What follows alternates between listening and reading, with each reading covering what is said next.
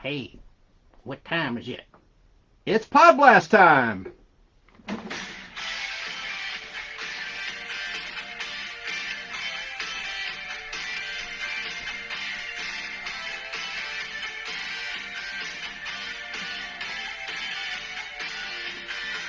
That's right, it's Podblast time! Hope everybody's doing well out there. We've got a pretty good topic for you today. My partner in crime, Al Hardy, is staining his deck, so he's not available today. However, I have on good assurance he'll be back next week. We'll be in the fabulous Al Hardy Studios with a special guest from California, Mr. Tim Walker. He's an animator with Warner Brothers, and he has a great story to tell, as well as a book. He's published several books, but he's going to talk about his book, Shaken Not Broken, An Artist's Journey Through Hell. We are live right now on Facebook and on YouTube.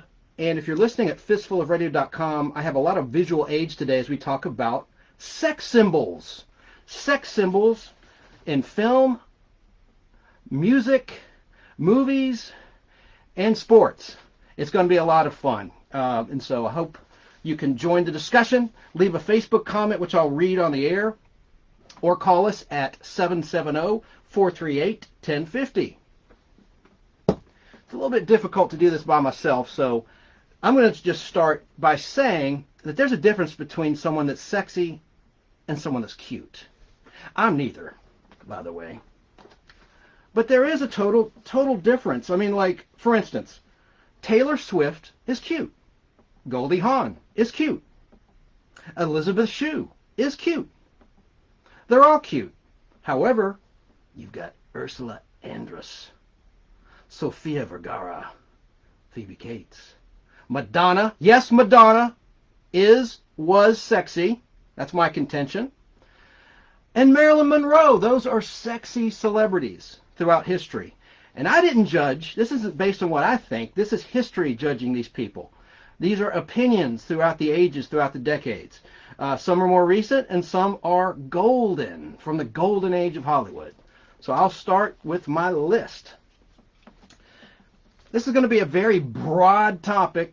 You get it? A broad topic. But we're going to talk about men, too. I'm not going to just have this be about the women. I want this to appeal to our female audience members as well. So I have a list, and I have a lot of stories about some male sex symbols in sports, movies, and TV. And actual models, too. So let's get started with the sex symbols of TV, music, sports, and movies. You got to start with Marilyn Monroe, the classic pinup girl. And she was the first, did you know this, the first Playboy centerfold and nude model. She was on the first cover of the first edition of Playboy magazine. And, of course, Marilyn Monroe was born Norma Jean Mortensen on June 1st, 1926 in Los Angeles, California.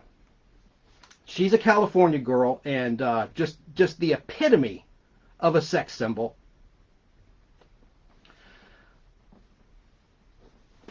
She died, by the way, you know, everyone knows about the mysterious circumstances of her death. She died August 4th, 1962, allegedly of an overdose from barbiturates. And this happened between 8:30 and 10:30 p.m. on that evening of August 4th, 1962. But a lot of people think it was murder. She was involved with the Kennedys, John F. Kennedy. I'm not a conspiracy theorist. I'm just saying you can do the research yourself. There's been almost an infinite number of movies and books written about the Marilyn Monroe tragedy. But it's always going to be marred in mystery, like so many other mysterious deaths, like George Reeves, the TV Superman, and the like. Now, she was married to James Dougherty from 1942 to 1946, and of course, Joe DiMaggio, 1954 to 1955, only lasted about a year. And then she married Arthur Miller from 1956 to 61. Did you know, though, she was just a factory worker when she was discovered? She was working in a factory, and she was discovered by a World War II photographer who was in the first unit. And so she started as a successful pinup model. And for those that don't know that are younger, a pinup is basically a poster, like you'll see in the background. Anyone watching on Facebook Live or YouTube, you'll see some posters and some pictures of some sex symbols that I've put up. But a pinup is basically a poster. So a lot of mechanics, you know, you can imagine car mechanics. You've seen it in movies. You've seen it in real life. You know that they'll have a sexy chick in a bikini like Christy Brinkley or throughout the years. You know, and more modern ones probably Beyonce. But you know, there's a sexy pinup, and Marilyn Monroe was known for that. So yeah, she was just a factory worker, just like someone else I'm going to mention later, Dorothy Stratton. Actually, she worked at a Dairy Queen when she was discovered. That's the thing. I mean, there's good-looking people out in real life, like here in the Atlanta, Georgia area, and out in California. There's such attractive people. It's like unreal. I mean, so many people should be in movies, and so many people that are in movies shouldn't be.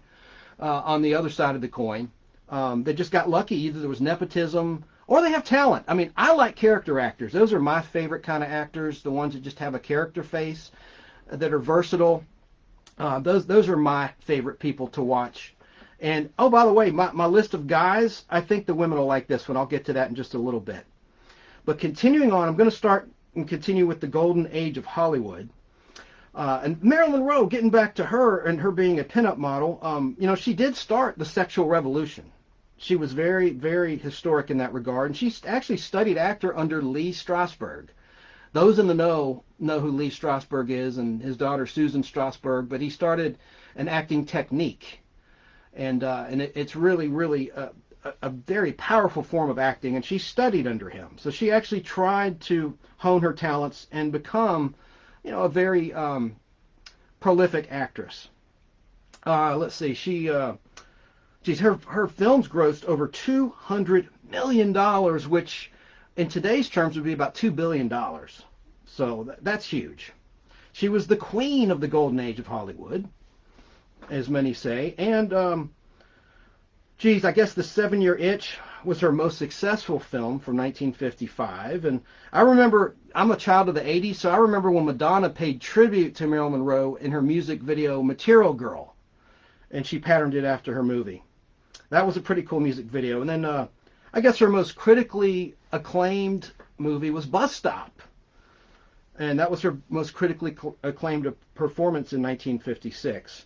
And she won a Golden Globe Award for Some Like It Hot in 1959. She died of barbiturates, allegedly, an overdose of barbiturates, at the young age of 36. So that's pretty young.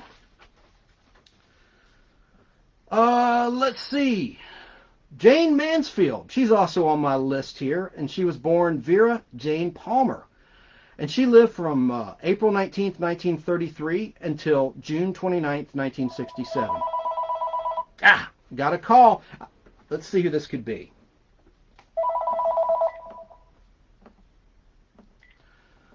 Nostalgic Podblast, who is this and where are you calling from?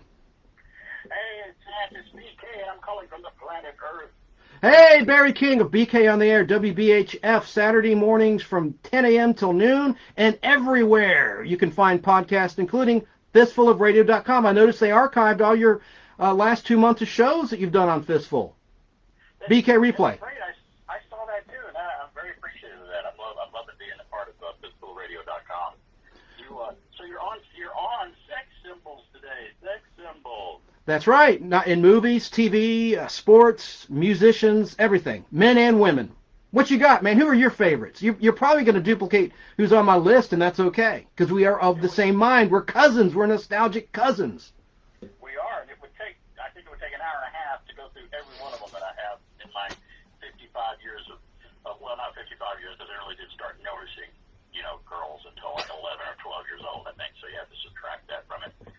But I figured I would pick three from three different eras. I think there has never been, it's all beauty in the eye of the beholder, I know that. But the most beautiful woman, I think now, in celebritydom, for me, after all these years of gathering info, looking, and using a keen eye and checking everything out, I think that Grace Kelly was one of the most beautiful women that ever lived. She's on my list, too.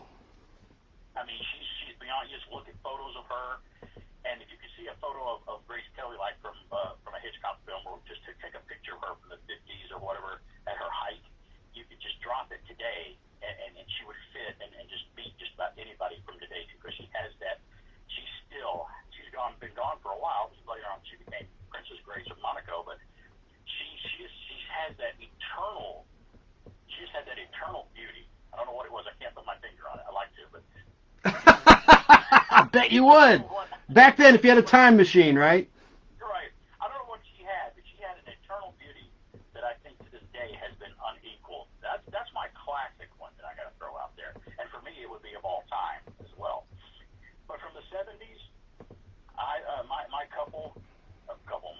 my go-to sex symbol as a kid was always Farrah Fawcett.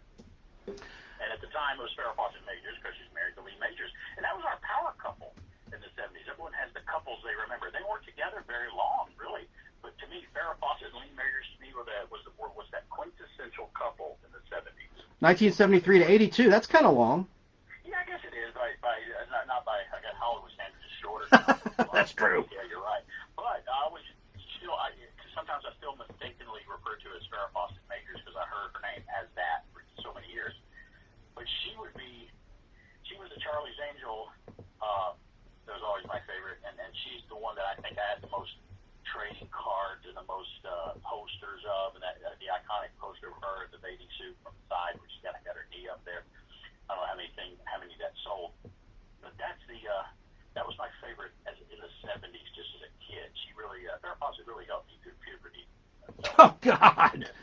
Oh, okay. So there's two. Now the more later one, the one that I had a big crush on recently is an English actress. Number one, if you've got a British accent, you're gonna reel me in anyway, because that's just an added bonus for some reason for us in the States here. But my big crush recently over the past years, the first thing I saw her in was I know she was in stuff before this, but the first Daniel Craig James Bond movie, Eva Green. She is she's British, she's mysterious, she's a brunette, and there's just something about her, and I crushed on her for quite a while. It was an adult crush, and Eva Green is fantastic, and I always really liked her. You know what I'm talking about? No, I don't. Eva Green from a Casino Royale, from the Daniel Craig Casino Royale film. Oh yes, I know who you're talking about. Okay, gotcha. She had blonde hair in the Tim Burton remake of The Addams Family Dark Shadows with Johnny Depp, which wasn't very good, but she was very good in it. She looked great. But yeah, Eva Green she was in that short-lived Netflix cable series Camelot about King Arthur. It was really, really good too. There's something about Eva Green that always flipped my switch. So there's too many to mention. I could go on and on, but there's three from three different eras that I really, really always still like. Olivia Newton-John was another one. She's on my list. Oh yeah. She's still, a lot of them are still, I don't know how old they are today, but she's another one of those where I think she has a painting of herself locked in an attic. She still has that eternal youth beauty to her still. And she's a cancer survivor. You know, Olivia Newton-John, she's battled breast cancer for years, and it's come back, and we wish her all the luck in the world battling that disease. Now, she's battling it now, that's right. And Linda Carter, I mean, what can you say about Linda Carter? She was our go-to as well for many years. So many sex symbols. Great show today, listening as usual. Thank you. She's behind me right now, by the way. Linda Carter and Farrah Fawcett. Yeah, I don't know if you're watching on Facebook or YouTube, but I have some still pictures in the background. I put on some comic boxes in my collection. And I don't know if Alan Sanders is listening today, but he may be checking in or listening. But I can tell you who his is. He might tell you in the text. But Alan always really liked, from the classic days, Alan loved Barbara Eden from My Dream of Jeannie. Oh, yeah, on my list. And she could sing, too. She's a multi-talented person. Oh, yeah. And I forgot she was married to Michael Anasara back in the day, too. The guy who played Kang on the Star Trek episode, the classical Star Trek episode, and was on her show Jeannie as the Blue Djinn. I can't remember the name. The blue skin Jeannie. And he played another character in another episode, but yes, it was the Blue Djinn in the first Color episode. Season 2 premiere, I Dream of Jeannie. And Alan's recent crush nowadays is Charlize Theron. That's who he likes now. So, oh, yeah. Another good one. So there's just a few I threw out there. We all love them. And, no Scarlett Johansson? Shit, yeah, I like Scarlett Johansson. Yeah. But you know, out of the Marvel ladies now, I think Elizabeth Olsen probably does more for me than Scarlett does. I just love the Elizabeth that plays the Scarlet Witch. I love her too. I put her in the cute category though, not the sexy. That's just me. In my opinion, she's cute, not sexy. But she can be sexy, but yeah, it's all personal in the eye of the beholder. One person makes think one is better than the other. You're right. Nothing wrong with that. They're all pretty. Well, I want to quickly, I don't want to digress from the main topic of sex symbols, but you had mentioned on your show the new Ultraman movie that was announced. And I think that's a huge mistake. Let me explain. I think they should have gone with Space Giants before they went with Ultraman. I don't think it's going to succeed. I think Marvel has too much competition. I don't know. That's my prediction. I hope it does succeed. I just don't think it's going to do well. I think it'll be like Speed Racer in 2007, was it? The live action Speed Racer, it didn't do well. I don't know. Hope I'm wrong. This Ultraman's not live action. It is animated. It's going to be animated with ILM and the Japanese company doing the effects and the look of it, from what I hear. I didn't know it was a cartoon and not live action. Yeah. Huh. Well, then that makes a big difference, actually, because it could be like Spider-Verse. Right, and I agree with you. The only way the part I disagree with on the Space Giant is where you and I would love to see a Space Giant. I don't know how. I think our age range are the only people that know. I think there's a lot broader audience that knows about Ultraman than they do about Space Giant. You might be right about that, but I think it appeals to kids so much because you had Gam, the robot rocket boy, the first Transformer, I might add. I think there were Lugo Men that would appeal to kids. I think it could be done with modern effects and have just a great appeal to children. That's my thinking there, because you had that child who was pretty much a superhero child, and you don't see that too much. Anyway, that's my opinion. Right. Well, and not only do we have that to look forward to, we got a new He-Man and the Master of the Universe coming out as well. It's being worked on in pre-production too. So a lot of new stuff on the horizon, plus all the Marvel stuff. I'm looking forward to all that stuff coming out. Man, me too. Are you enjoying the weather today? It's so nice in the Atlanta, Georgia area. I hate to be inside. No, it is great. You won't be inside long. Just get out when you're done with the show. Get out there and enjoy some of it. What I'm going to do, my brother. What else you got? Anything else? Get you some vitamin D from that sunshine. No, that's it, man. Just loving the show. We'll see everybody on Saturdays and on the weekends on Fistful Radio. Glad to be a part of it. And glad to be nostalgic cousins with you in this nostalgic Podblast. Always. And we're bookends with each other, because you're on at 8:30 in the morning on Fistful of Radio, Saturdays and Sundays, 90-minute time slot, and then you're on at 5 p.m. after us, 2 to 5 p.m. You're on at 5 o'clock in the evening, Saturday and Sunday, Atlanta time, Eastern Daylight Time. Fun meeting a lot of listeners at the meet and greet this week up in Cumming, Georgia. It was great seeing the fistfulofradio.com listeners meet. That was great. Had a good time. Yeah, that was fun, man. Good deal. And it was nice to meet Kim Ponder and a lot of other folks that showed up. Yeah. It was really cool. Well, awesome. Well, I will let you go, my brother. Thanks for calling in, and I'll call into your show next Saturday. Are you on vacation like Alan is next week? No, I'm not on vacation. I'll be in for 5 hours on Alan's show and during my show, and Walt in the Darkness will be there as well. We'll be pumping out five hours of talk radio next Saturday morning into the DHF. Yeah. That's awesome. Well, I'll be tuning in, man. All right, man. Let's go this week. Bye. All right. Sounds good. All right. Have a good day. All right. Have a great week. Bye.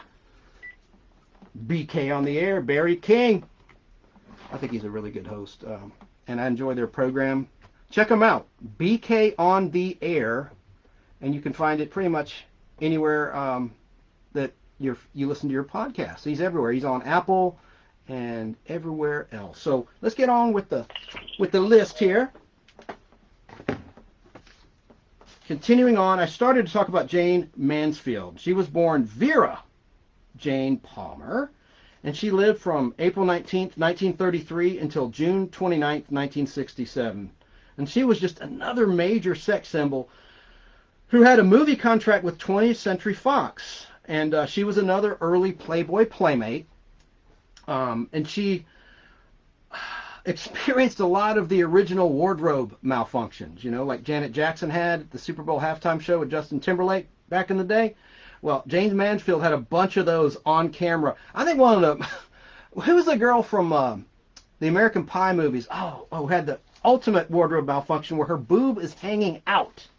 Literally, while Tara Reid, actress Tara Reid, not the other Tara Reid. And she's sitting there smiling obliviously, and her breast is hanging out. And I think it's because of all the silicone. She couldn't feel the air. That's why she didn't know that she was partially disrobed. But let's see. Jane Mansfield died at only 34 years of age. But get this, she had 5 kids, 5 children. And sadly, She died in New Orleans, Louisiana, due to brain trauma in an automobile crash. I guess a lot of you folks out there know that. We have a very educated audience. This isn't new news to you, but to those that don't know, she did die due to injuries resulting from an automobile crash. And she rests at the Fairview Cemetery in Pennsylvania. And she was born, let's see, she was born in Idaho. Yeah, born in Idaho. Interesting. And and she married Mr. Universe. Mr. Universe. Mickey, I'm probably going to screw up the pronunciation of his last name, Hargitay from 1958 to 1964, and then Matt Simber from 1964 to 66, and they divorced in 66. So let's see here. Interesting, yeah. Now, the next one on my list, Lana Turner. She was another pinup girl, and I remember watching The Honeymooners, and I guess one of the writers had a thing for Lana Turner because Ed Norton, Art Carney's Ed Norton, would always reference Lana Turner and go, boom, boom, boom, boom. Lana Turner, let's go to the movies, Ralphie boy, let's see Lana's new movie. He had a thing for Lana Turner, and she was born Julia Jean Turner on February 8th, 1921, and she died on June 29th, 1995, so she lived a while. And she had a 50-year career. She was a star of Metro-Goldwyn-Mayer, MGM, contract gal. In the mid-1940s, she was one of the highest paid actresses in the United States, earning $50 million in her 18-year contract with Metro-Goldwyn-Mayer. Man, that's something. And that's money back then. But let's see. Her family moved. Her family moved from Idaho to San Francisco when she was a young girl. And she was discovered while buying a soda pop at the Top Hat Malt Shop in Hollywood, California, when she was just 15 years old. Had she stayed in Idaho, she'd never have become a pop culture icon. Never would have happened. Now, fun fact, I say fun fact facetiously, her teenage daughter, Cheryl Crane, stabbed her lover, Johnny Stompanat, to death in their home in 1958 during a domestic struggle. Man, true story, folks. Yeah, that's pretty vicious there. Stabbed him to death with a knife. And of course, Lana Turner. I think one of her best known movies is The Postman Always Rings Twice, which was released in '81 with Jack Nicholson and Jessica Lange, who's also on my list as one of the great sex symbols of movies. So I'm pretty much starting with movies, and then I'll get into musicians and TV stars. But, we got another good one here. What does this name mean to you? Joe Raquel Tejada. I'm probably mispronouncing that. Tejada. Tejada. Well, that's Raquel Welch. Raquel Welch. Oh, man, born June 5th, 1940 in Chicago, Illinois. And, of course, she gained attention in 1966 in a movie called Fantastic Voyage that 20th Century Fox had put out. And that's where people go inside a living organism, and they're like shrunk down. It's like Honey, I Shrunk the Kids. It's kind of like the original Honey, I Shrunk the Kids movie. And so that was her big break. So that was shot in 1965 on the Fox lot. And I remember Voyage to the Bottom of the Sea, the first color episode, they used the sets. Irwin Allen was notoriously cheap. And Voyage to the Bottom of the Sea was a 20th Century Fox series, and Fantastic Voyage was a Fox feature. So he used the doggone sets while they were shooting that movie. Jonah and the Whale is the episode of Voyage to the Bottom of the Sea where they go inside the whale, hence the title. And he reused all those sets. Let's see what's going on in Facebook land. See if we have any comments here. John Lombardi, he's one of our new great members. Man, I love everything he posts in our Facebook group, The Nostalgic Podblast. Yeah, he says Jenny also. And then, hey, Wesley Millsap. Hey, Chance, checking in from Ackworth. Well, hey, Wesley, how's it going? Thanks for checking in on this gorgeous day. I know there's a lot of other things you could be doing. Thanks for checking in. But Raquel Welch, getting back to her, her success in Fantastic Voyage led to 20th Century Fox lending her contract to the British studio Hammer Horror, who made 1 Million Years BC. That was the classic poster of Raquel Welch in a prehistoric fur, right? And people my age remember it from being in the prison cell in the Shawshank Redemption. Remember that poster? That's Raquel Welch. She was so sexy, and she's still alive. Thank the Lord. I'm afraid I'm going to jinx these people that I love when I mention that. Like we did a James Bond Podblast. Said, oh great, Sean Connery, the great Sean Connery's still alive, unlike Roger Moore. That kind of settles the debate. Kind of a stupid, mean kind of joke. And then he died like a week later. Sean Connery, rest in peace, man. Sean Connery and Sir Roger Moore, two greats. Anyway, Raquel Welch. So, little known fact from my head that I wrote down, this isn't something I got off Wikipedia, is that Raquel Welch was in a first season episode of Bewitched, the 9th episode that ever aired, a black and white episode. The first 2 seasons of Bewitched, however you want to say it, were in black and white. And she was in the 9th episode, and she played a flight attendant in an episode called Witch or Wife. Witch like broomstick, witch or wife. And she had a small role in that, and that aired November 5th, 1964, so that would have been before the production of Fantastic Voyage and 1 million years BC. So I could never forget that scene from Shawshank Redemption when the guard throws the pebble at the poster and then realizes, oh crap, he's escaped, and he's dug. Took him all those years through the crap. I'm cleaning up that version of the movie, of the line in the movie.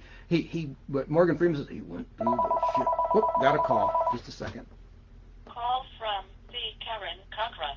Ah, the Nostalgic Podblast. Is this Danny? It is. How you doing, Jan? I'm doing fine, man. It's a little tough doing this by myself. The wizard Al Hardy is staining his deck, one of his decks today, and he did yesterday. He was hoping he could get it all done yesterday, but he couldn't. So before the rain comes, he's doing that today. But he'll be back next week. We're going to be at his studio, and hopefully you'll be able to join us for that show about animated features with our special guest, Tim Walker. Yeah, that would be really, really cool. So today's topic, we're talking about like sex symbols. Absolutely. It could be in movies, TV, sports, music, anything. As long as they're famous. It could be a model, Christy Brinkley. Who do you have in mind, my brother? Well, okay, like, first of all, of the 3 Charlie's Angels, where were you at? Jacqueline Smith and Barry King had called in to mention Farrah. She's on my list. I'll give out some factoids about Farrah Fawcett Majors, Farrah Fawcett O'Neill. Well, they never actually... Yeah, they did get married. Anyway, yes, she's on my list, but I'd love to hear what you have to say. What are your fond memories of Farrah? Well, I mean, you know, I've got a soft spot for blondes, but I actually... As do I. Like, you know, the brunettes, they rule that show. You mean after Farrah departed after season 1? Is that what you're saying? No, I mean the original 3. There was the 2 brunettes and Farrah. She was the only blonde-haired. She was the token blonde. Is that what you're saying? Yes. Okay, now here's another one. Three's Company. Were you? You can just say yes. Suzanne Summers is on my list. The Ace Hardware girl for a while, but go on. I don't care if you repeat, brother. You just speak your mind. You have the floor. Were you on? It was like Chrissy or what was the other chick's name on the show? Well, you had Janet. Yeah, Janet. Yeah. She went to my college, Marshall University. I minored in theater, and she majored in theater. She was the only successful actor to come out of that school. Yeah. Joyce DeWitt. I mean, to me, like sometimes, the sex symbols are like the not obvious ones. So like, Gilligan's Island. Are you Team Ginger or Team Mary? Well, I was always Team Ginger. But I like Marianne. I like the girl next door. That's cute. At the top of the show, you may not have been listening. I said there's 2 categories. There's cute, and then there's sexy. Ginger, of course, was sexy. Marianne was cute, but she's the one you want to marry, right? She's not going to have 7 divorces like Liz Taylor, right? Right. The Marianne type. Also, it was probably the costume that they wore. I'm sure if you put Marianne in some skin tight, slinky little dress, but she was like midriffing for days. With her little tied up shirt and stuff. That was like incredibly sexy. That's right. Hey, and our listener is echoing your sentiments. Our great listener friend Wesley Millsap says Kate Jackson is Sabrina Duncan on Charlie's Angels. Yeah. I mean, a movie is like, you know, more recently, well, I guess recent is a subjective term. Kate Beckinsale really stoked the fires. I think I first saw her in the Van Helsing movie with Hugh Jackman. Right on. Yeah, she's hot. Yeah, I mean, yeah, well, yeah. Um, That's why she's in the movies. I mean, it helps. I mean, going back, it's like, yeah, you know, like Bo Derek, Heather Thomas, you know, all these were, you know, great sex symbols. You know, here's one. Olivia Newton-John. Barry, our previous caller mentioned her, but she's on my list. What you got? I agree completely with you guys. I have a very clear memory where I had some money and I went to, you remember this, in Marietta, like there was Turtles, records and tapes. Yeah, and Peaches before that, yes. Yeah. And, you know, I had enough money to go buy a record. And at that point, I mean, it was probably like, I don't know, early 80s. And there was a new Kiss album, Creatures of the Night. And I'm a big Kiss fan, so I wanted to get that. But there was the Olivia Newton-John album with the hit single Physical. And in the record, there was like this poster that came with it of her. I mean, and it wasn't like, you know, by today's standards, it was like very tame. But like, you know, I put the poster on the ceiling above my bed of Olivia Newton-John. Keep it clean. I'm kidding. It's a joke. I always remember, like, dude, your mom was so cool. I'm going to give a shout out to Judy Bartels here. That, like, she would let Chance have Playboy centerfold, but they put, like, little post-it notes over the naughty bit. I forgot about that. No, yeah. And I mean, like, it's like, that's not, like, really a barrier, you know, like, to lift the post-it note up to see the naughty bit. But, like, your mom was so cool. Like, she let you have, like, a couple, like, you know, Playboy centerfolds in your room. And, like, yeah, there's, like, these little, like, yellow post-it notes above the naughty bit. And I thought that was, like, really cool that your mom, you know, didn't, wasn't a thorn. She didn't throw it away like a lot of moms would do. Yeah, no, I mean, she understood, like, you know, here's my teenage son. And she understood a certain sort of biological imperative and desires on the young teenage boy. And, you know, while she didn't indulge it to a extreme way, it's like she allowed it. And I thought that was, like, really cool. And I'm still in that phase mentally. I'm kidding. No, I have a couple Playboys I'm going to hold up for the camera, just covers, not anything nude. I'm keeping this clean today. But you know, it's funny, Danny. When I would listen to Howard Stern, he would always make jokes about doing something inappropriate with himself while watching these TV stars. I never did that. You know what I'm saying? I just admired these actresses, these quote unquote hot actresses from afar in a natural way. You know what I'm saying? I just like watching them. You know what I mean? Anyway, but that is funny about what you said about Mom. Now, the Playboys are another matter. Anyway. Yeah. Well, I'm trying to think of some of, like, those early 80 movies. Your brother had the Heather Thomas poster, the pink bikini that's behind me. I remember your brother Tim had that. My older brother Tim had it, yeah. Oh, dude, here's one. Morgan Fairchild. On my list, but yeah, I agree, man. God, Samantha made me get rid of a film print of The Seduction, that movie she did, where she is stalked by this guy. She's like a TV anchor in that movie, The Seduction, from 1982 or something. And this guy Stevens played the stalker. Remember that? Huh? Is that the one where, like, there's, like, this sort of scene in a pool? In a hot tub, yes, where... Yeah, They're making love, and then the psycho stabs the dude in the back right when he's climaxing. That was bizarre. Well, I mean, it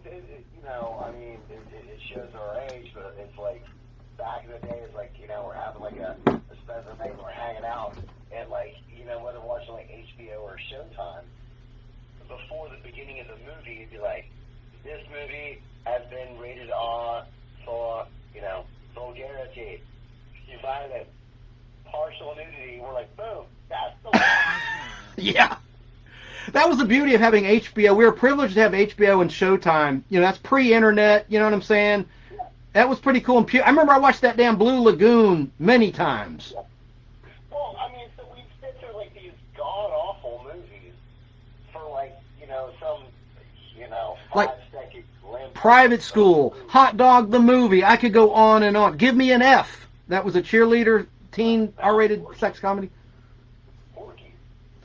The ultimate Porky's, Kim Cattrall. Yeah.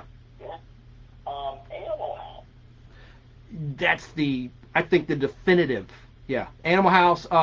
We've talked about it before, but Revenge of the Nerds. Yep. I mean, and now it's like, comparatively, where it's like for real, like here's this like 3-second on film, some girl's boobs. I mean, it's nothing now. But, we were young. We had hormones. We were really interested. I'm trying to think, like, to give, I guess, fair play. I was talking to my wife about it, where, like, People Magazine does, like, the sexiest man alive. And, and there's Sean Connery or, whoever, the male sex symbol. Well, Brad Pitt's on my list. I'll get to the men in a little bit. I might, after you, well, I could go through some of the dudes right now while you're on the phone if you want to. Well, I mean, you mentioned Brad Pitt, so I want to stand on my soapbox here. Like, Brad Pitt, I don't think I'm wrong. His first film was Thelma and Louise, where he played the dude that, one of the girls like hooked up with in the hotel, and he stole all their money. Right. And at the time, they're like, like Brad Pitt, he's the new Robert Redford or whatever. So a part of me where it was like he was touted as, such a male sex symbol, I really was sort of disinterested in him as an actor. But it was like years later where I was like looking at my movie collection, and I'm like, 12 Monkeys with Brad Pitt, had it. Legends of the Fall with Brad Pitt, had it. Interview with a Vampire, Brad Pitt, have it. And I started to realize that I really did the dude a disservice by pigeonholing him into this, you're this male sex symbol, you're this, buff candy dude, because he picked like really interesting and diverse roles, and he didn't go down that road. You could look at Johnny Depp, 21 Jump Street, where he was sort of the eye candy, I guess, for young teenage girls that watch that TV show. Someone just commented about him, but he was talking about Captain Dan Sparrow. Dan Neal, Kneale, said that. But go on, I didn't mean to derail you. Yeah, so, I mean, and that was another surprise where, it's like, okay, he could have played up to that. I mean, he could have been Brad Pitt the same way. He could have just done, romantic comedies, played the male, lead, and vapid movies. But the choices that they made about the movies that they wanted to be in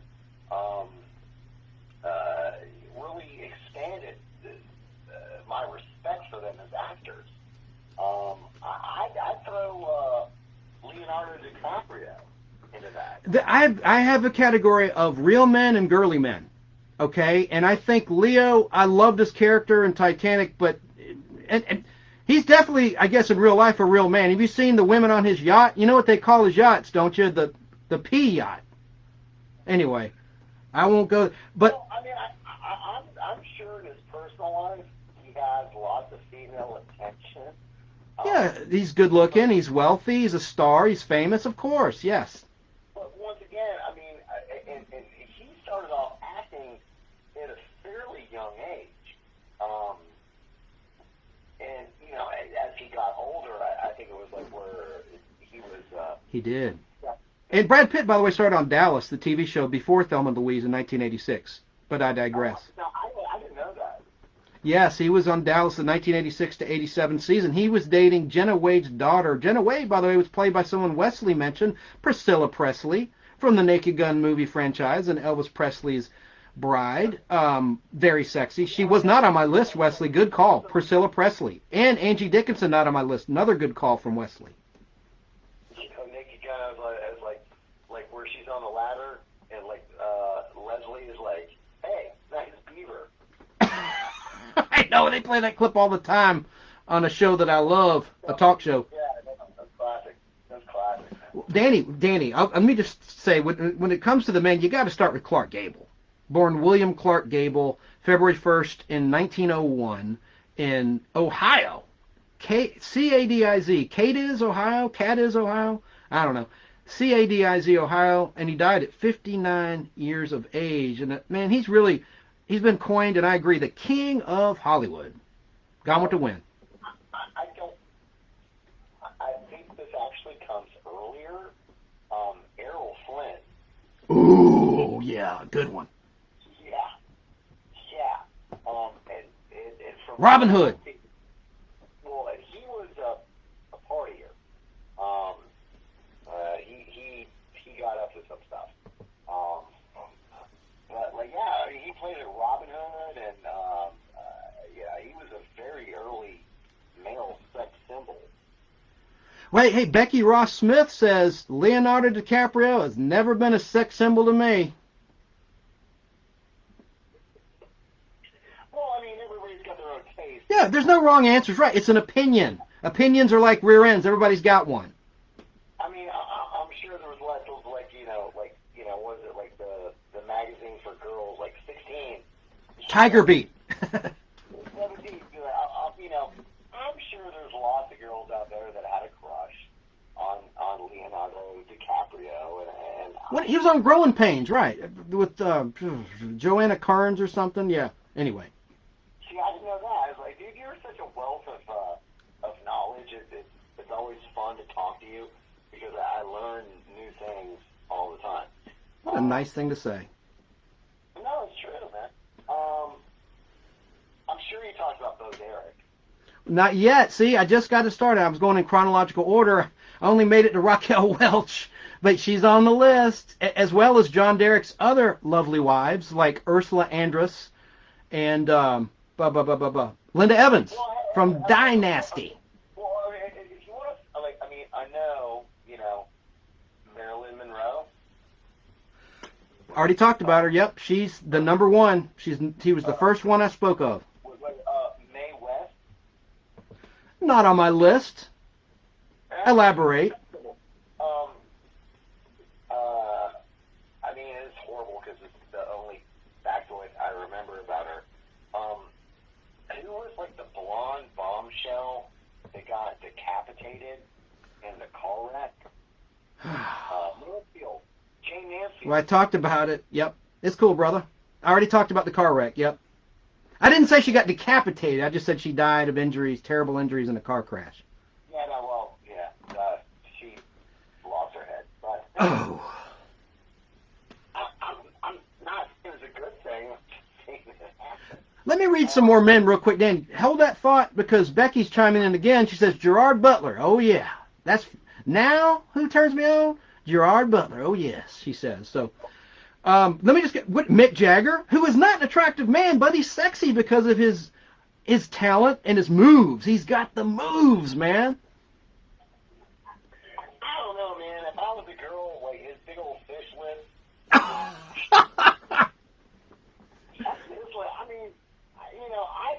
I mean, maybe it's my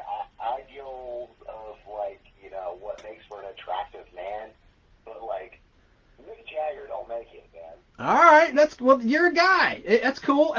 Now here's one I know you couldn't stand when we were kids, but a lot of girls love Duran Duran and Simon Le Bon, lead singer of Duran Duran. Yeah. Chime away. Are you gonna slam it? Don't slam him too hard, but girly man, right? Girly man category. Well, I mean, not as much where at least, and I'm trying to say this. Not like Nick Rhodes wearing full blown makeup.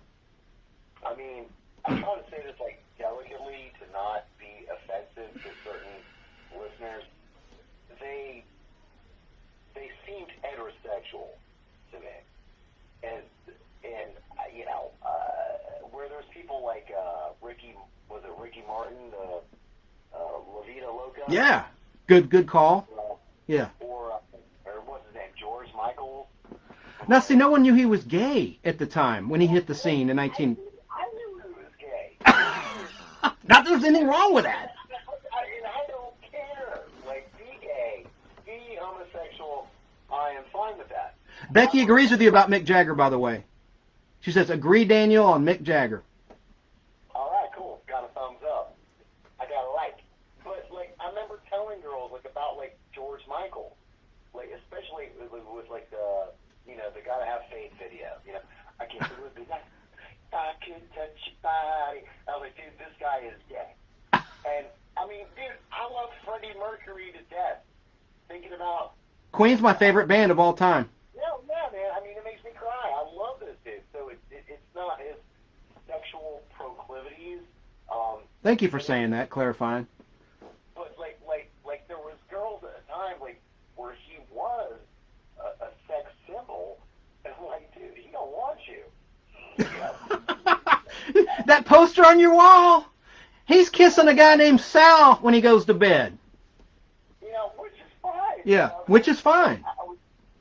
I mean, who was the other one? Was it Cary Grant or Rock Hudson? Rock Hudson. Yeah. And we're not going to do the Eddie Murphy jokes. Eddie Murphy back in the 80s was pretty vicious in his jokes. About, that kiss? You gay friend, you kissed? What? You just, I'm not going to, that's when people thought you could get AIDS from a kiss, which was ignorant. Anyway. Well, once again, I'm not trying to be vicious about anybody's. Exactly. No, that's not what the show's about. No, we're inclusive here. Yeah.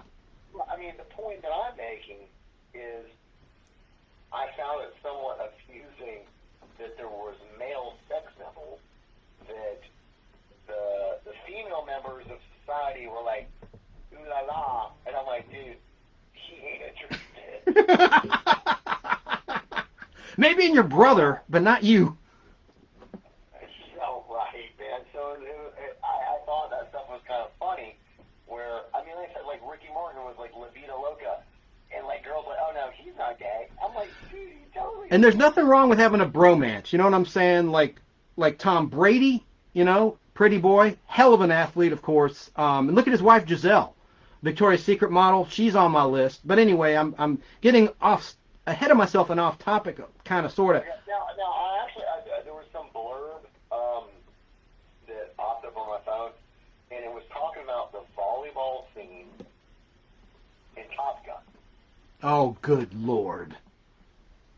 Oh, Top Gun, which they're remade, which is in the can because of COVID. It's been just sitting on a shelf somewhere, the remake. But yes. I mean, it's like, I mean, I can understand if you're a female and you watch that scene in Top Gun with, you know, Val Kilmer and Tom Cruise, and you probably know the other actors. I just don't. And it was the actor that played Val Kilmer's wingman that he was talking about, I think. Yeah, the Iceman. Yeah. No. Well, Iceman was Val Kilmer. Yeah, I know. The one who died. Oops, spoiler alert. Yeah. Kelly McGillis is. Yeah. And you know, and they're talking about, like, you know, there was like sort of a competition to like get buffed up, knowing that scene was coming up. And I can understand is like maybe a female in the 80s, if you go and watch that and here's all this like, you know, oiled, sweaty, rippling muscles playing volleyball, and this is really hot. But there's another lens where you look through that and you're like, wow, this is really homoerotic. Okay. You know? Okay. I mean, it's true. I mean, mean, Yeah. they're like, patting each other on the bus and stuff.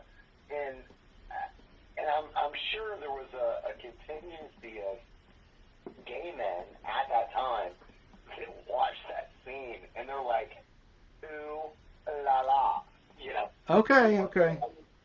Well, no, I mean, I got to continue on, Danny, on my list because I have got a hard stop. I got to keep this to 90 minutes, but I'm not cutting you loose, brother, but let's just move this along a little bit. I mentioned Tom Brady, Joe Namath, another athlete, star quarterback. I think he's a good-looking dude. I can see why chicks would like him. Kevin Bacon. Love the Hollow Man, where he was like a terrible, invisible man, psycho, he was a scientist and the chemical affected his brain, huh? was Kevin Bacon a sex symbol? I think so, with Footloose. I remember being a kid, all the chicks Oh, okay. All right. I'll back give then, that. Well, I mean, he was a male lead in that, and there was romance and stuff. I'll give you that. Now, Kevin Bacon's first movie was Friday the 13th. No, he was in Animal House before that. See, dude, you're a wealth of knowledge. It's okay. Hey, Michael Hopkins says Danny Jane was not decapitated. He's disagreeing with you. It's been a rumor for years. Her wig was found, and it was believed she'd had her head cut off in the impact. She did not have her scalp cut into. Wait. She did have her scalp cut into as part of her injuries. Okay. I wasn't there. I don't know. One of y'all's right, one of y'all's wrong. Well, I mean, that's sort of, I appreciate. And Becky says, wow, I believe that rumor. So there's people that believe, like you, that she was decapitated. So I guess it's open to debate. Well, I mean, the topic is sex symbols, and certainly Jane Mansfield was a sex symbol. As was Julie Newmar, Catwoman in the old Batman show. Oh, yeah. My Living Doll. Before that, she played for one season a doll that could obey the commands. It was like I Dream of Jeannie. The season before I Dream of Jeannie hit, the same season as Bewitched hit in the scene, 64, 65, she played My Living Doll. Where she was just basically, we'll just leave it at that, with everything that implies. Now, I mean, do you think the girl that played Jeannie and I Dream of Jeannie... Barbara Eden, yeah. Yes, totally. Absolutely. And that little get-up. They never showed her belly button on NBC. The censors wouldn't allow it, but there's one episode where, at season 3 episode, we actually saw her belly button. They screwed up, and it made the cut. But I know this one speaks to lots of sort of male fantasies. Is Princess Leia in the slave outfit? Return of the Jedi on the barge, yeah. Jabba the Hutt. Yeah. I mean, that's a sex symbol. I mean, you get any comic book convention. I mean, that imagery. There was even a Friends episode where Jennifer Aniston puts on the Princess Leia slave outfit and sort of comes in the bedroom with Ross. Wow, yeah, I remember that on Friends. That was what's his name's fantasy. Yeah, I remember that. Yeah, that was an episode of Friends. But she had to pad down her breasts. That was she finally got George Lucas to let her be sexy in Return of the Jedi. In the first Star Wars, did you know this, Danny? They padded down Carrie Fisher's chest. I wasn't aware of that. Yeah, because she's very well endowed, and he wanted to keep it kid friendly, and so yeah, allegedly under George Lucas's orders, her breasts had to be padded down by wardrobe. So, and she was dressed basically in a parka in Empire Strikes Back. I mean, she had one dress in Bespin City, the Cloud City, but I loved in Return of the Jedi. You finally got to see what's under the costume a little bit. Anyway, but she never turned me on. She sexy in that, absolutely. But I just was never really turned on by her. I thought she looked good in Blues Brothers with her hair down, but. Well, and here's another sort of nuance that sometimes powerful females, beyond okay, I'm showing a lot of skin. I mean that's very attractive to a lot of people. If you look at Xena. Less is more, right? You don't want to see everything. I mean, it's sexier, like in the original Star Trek, the costumes, you'd see side boob or something like that. or in Batman, the old show. I think less is more. It's sexier when you don't see everything. Well, I mean, if you look at, like, say, William Sarah Thies designed those Michelle costumes Gellar, to Star Trek. So, like Sarah Michelle Gellar in the Buffy franchise, where, I mean, she was never, portrayed overtly sexy. Certainly in the first couple of seasons, because, she's like this cheerleader or whatever. But, the fact that, like, she's a sort of powerful female, I think that has a sex appeal that's different from just, like, what you call, like, jiggle TV. yes, Jiggle TV, Charlie's Angels. Yeah, that was an Aaron Spelling creation in ABC TV. Right on, man. So let me just read some more guys for the women out there, and then I'll get back to the women because I'm really pressed for time. I've heard a lot about Sam Elliott with that great voice. A banquet beer, Coors, a banquet beer. I could never do an impression. He's just got such a great, deep, manly man voice. That's a manly man. Sam Elliott. All right, Sebastian Bach. Kind of a girly man, but a good-looking dude, I got to admit. Or he was. Oh, yeah, no, I mean, I'm thinking, like Mel Gibson, Sean Connery, Tom Cruise, who you mentioned earlier, is he girl? I think he's more of a. Butler. What about Tom Cruise? Where do you categorize him, girly man or a man's man? I mean, he's a stunt. He does his own stunts. I kind of got to put him in the man category, even though he's a little out there. Yeah, no, I mean, he's got a great smile. He articulates very well facially. He's a short dude.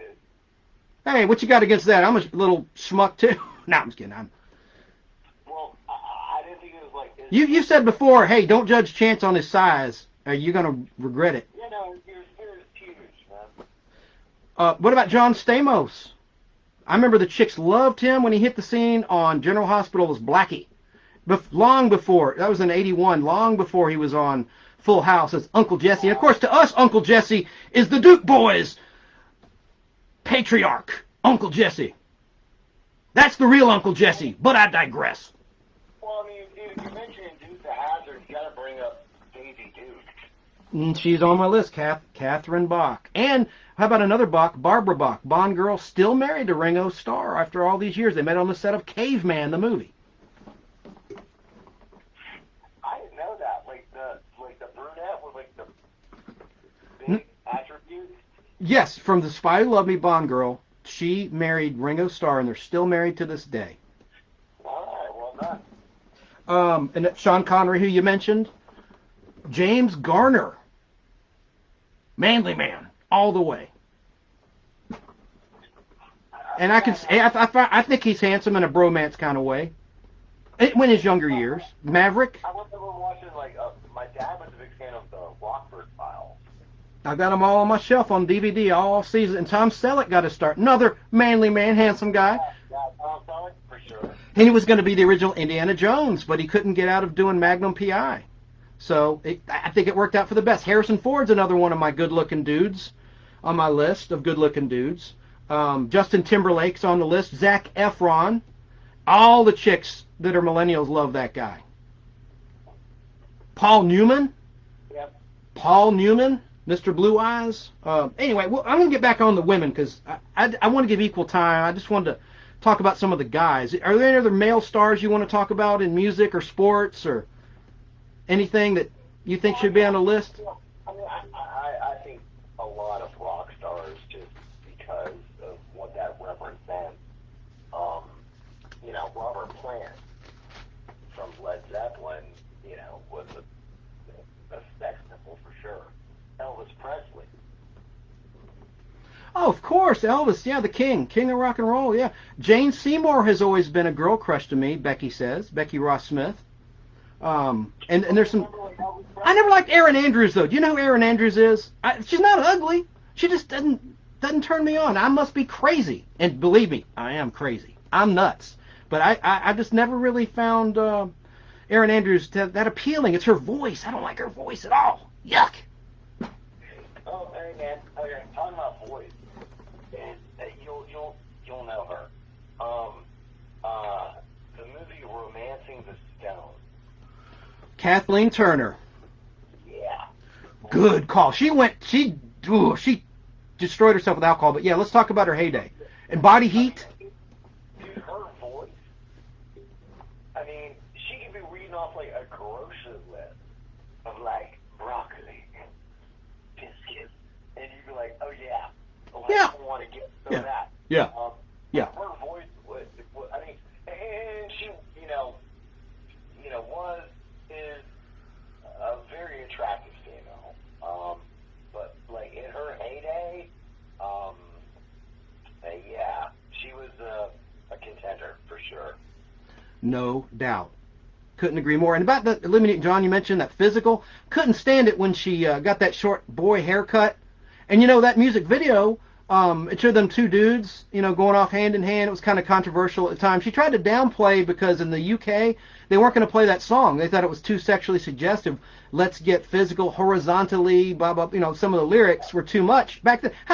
What about today? You know what the number one song? WAP. You know what that stands for? Wet ass pee. I can't say it, but that's what's okay these days. Oh, dude, they were To put it in perspective. The Christmas party, for the job I was working at the time, they had that like blaring, and like there's all these girls like, dancing on the bar, listening to WAP, and I was like, wow, it is a brave new world. Right. Yeah, you're in Athens, Georgia, for those that don't know. That's a serious college town. It's like one of the number one party college towns in America. Yeah, it is. And you're in the epicenter of that, WAP. Yeah.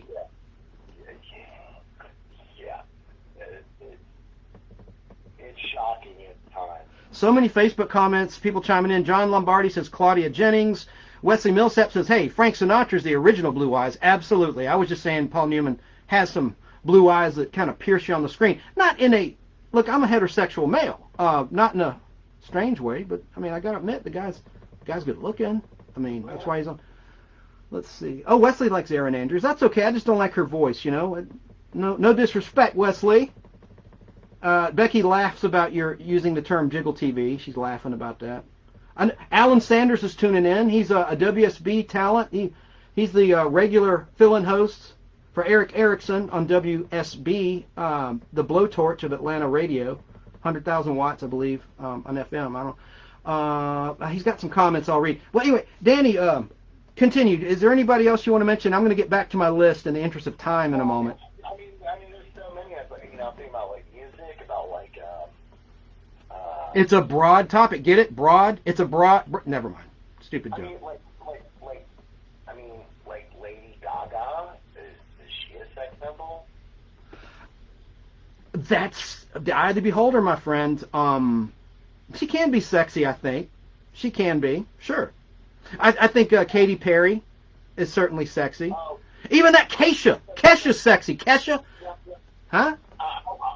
Like, to me, like somebody like Lady Gaga tries too hard to be sexy, where somebody like Katy Perry,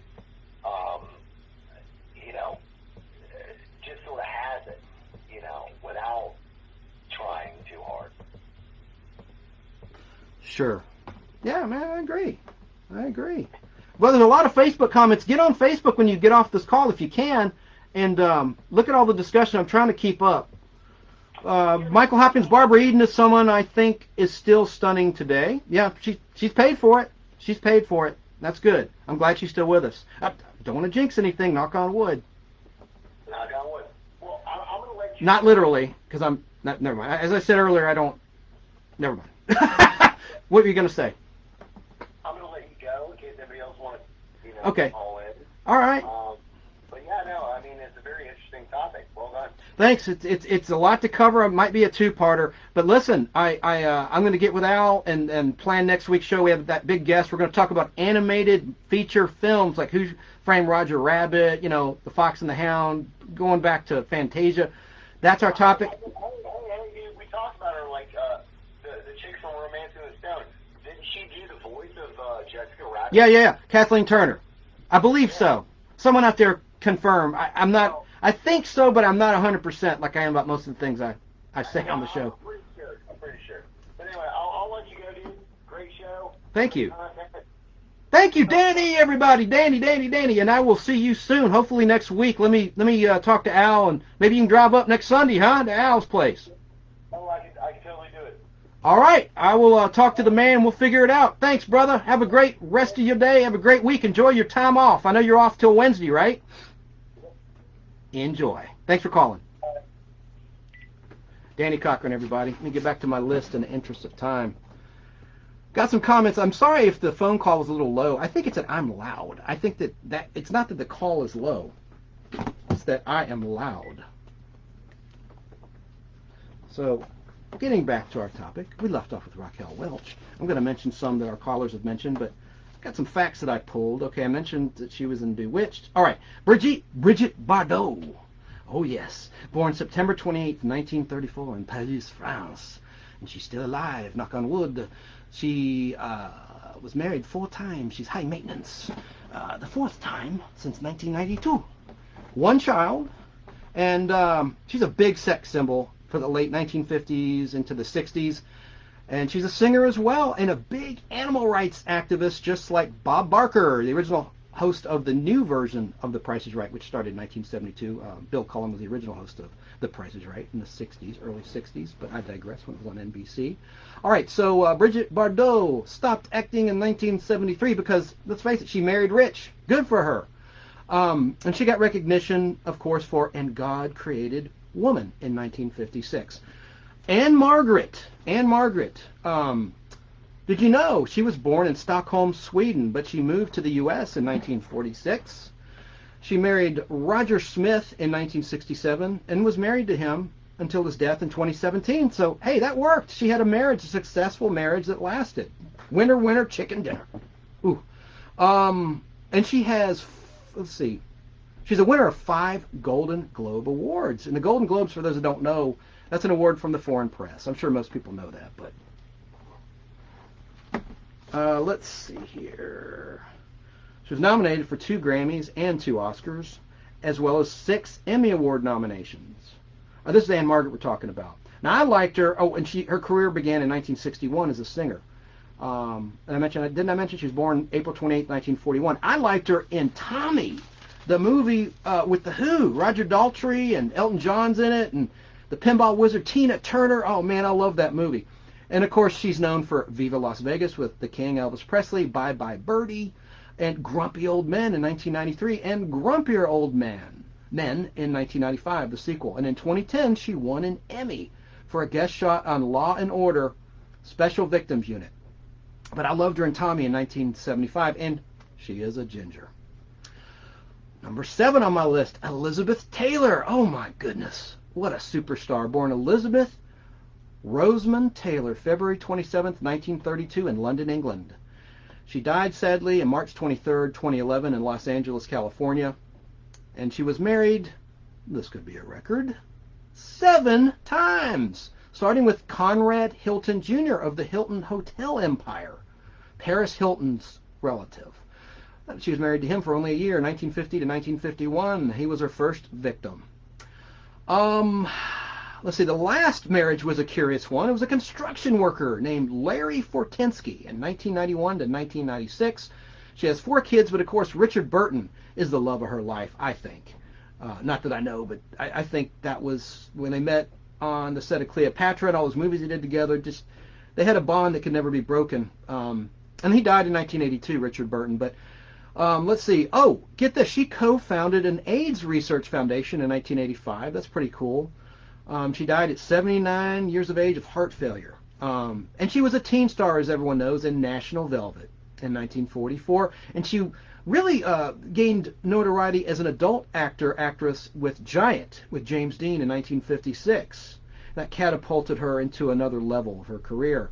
And, of course, she was in the Tennessee Williams production of Cat on a Hot Tin Roof, Cleopatra with, well, of course, Cat on a Hot Tin Roof had Paul Newman Cleopatra. And then, but you remember this, in 1981, she did a stint on General Hospital, the soap opera, General Hospital.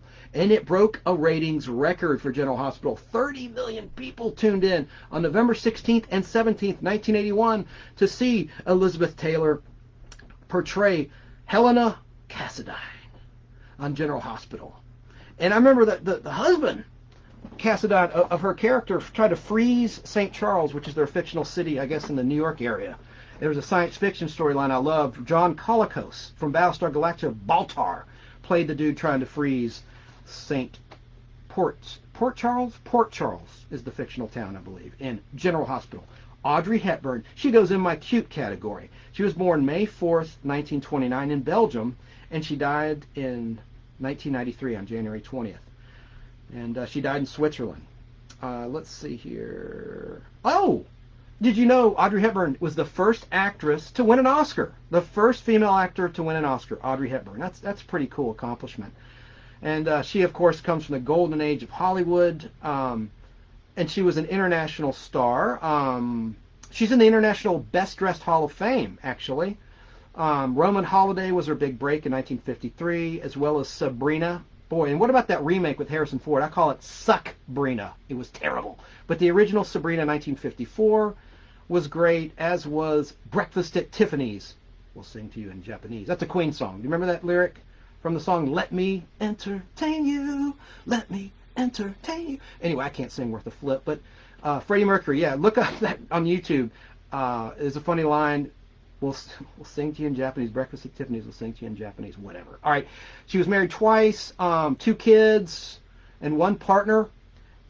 And what the heck? Yeah, and she died of cancer, sadly, at the age of 63 in 1993. Lauren Bacall. Lauren Bacall, with that sultry look and that sultry voice, born September 16, 1924 in the Bronx, New York. She was a model at first. Her film debut was in To Have and Have Not in 1944 at 19 years of age. She passed away August 12, 2014 of, it doesn't say. Well, anyway, she died, sadly, August 12, 2014. And, of course, she was a big part of film noir back in the day. And she married Humphrey Bogart from 1945 to 57, was with him till the end, until he died of cancer of the esophagus. And then she married Jason Robards from 1961 to 1969, had 3 kids, and she was also a Broadway actress, earning 3 Tony Awards and 1 Golden Globe. But I liked her in the movie called The Fan, about an obsessed fan from the early 80s, I think 1981.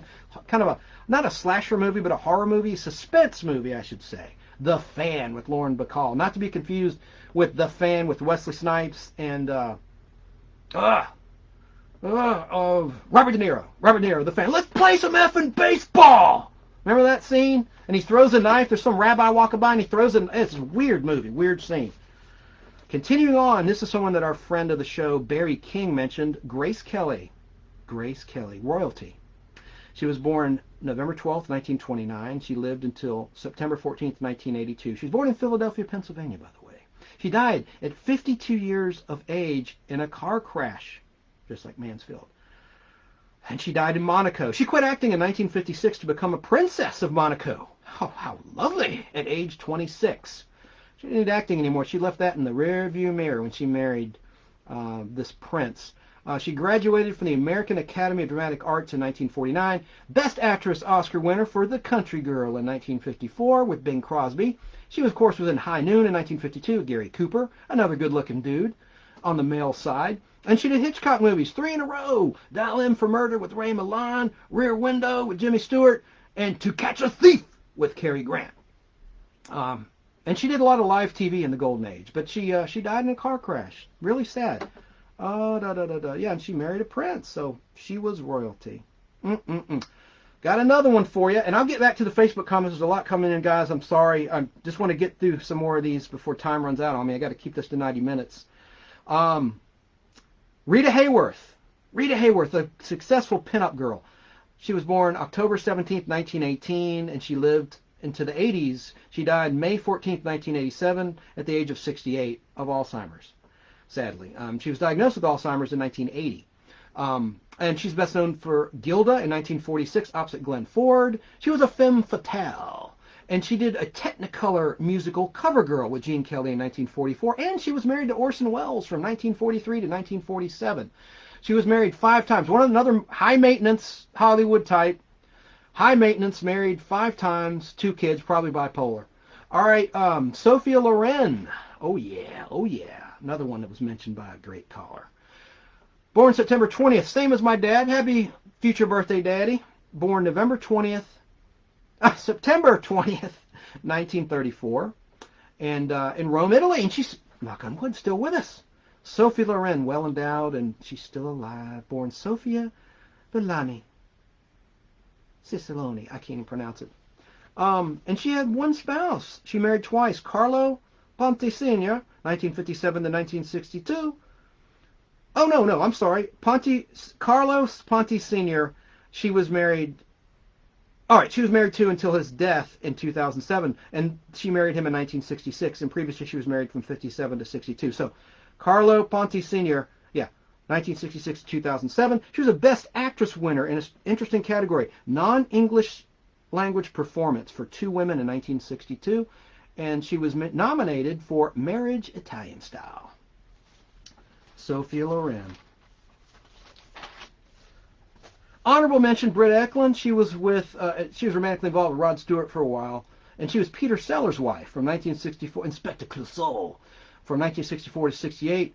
She was born October 6, 1942, still alive, born in Stockholm, Sweden, so she's a Swedish dish.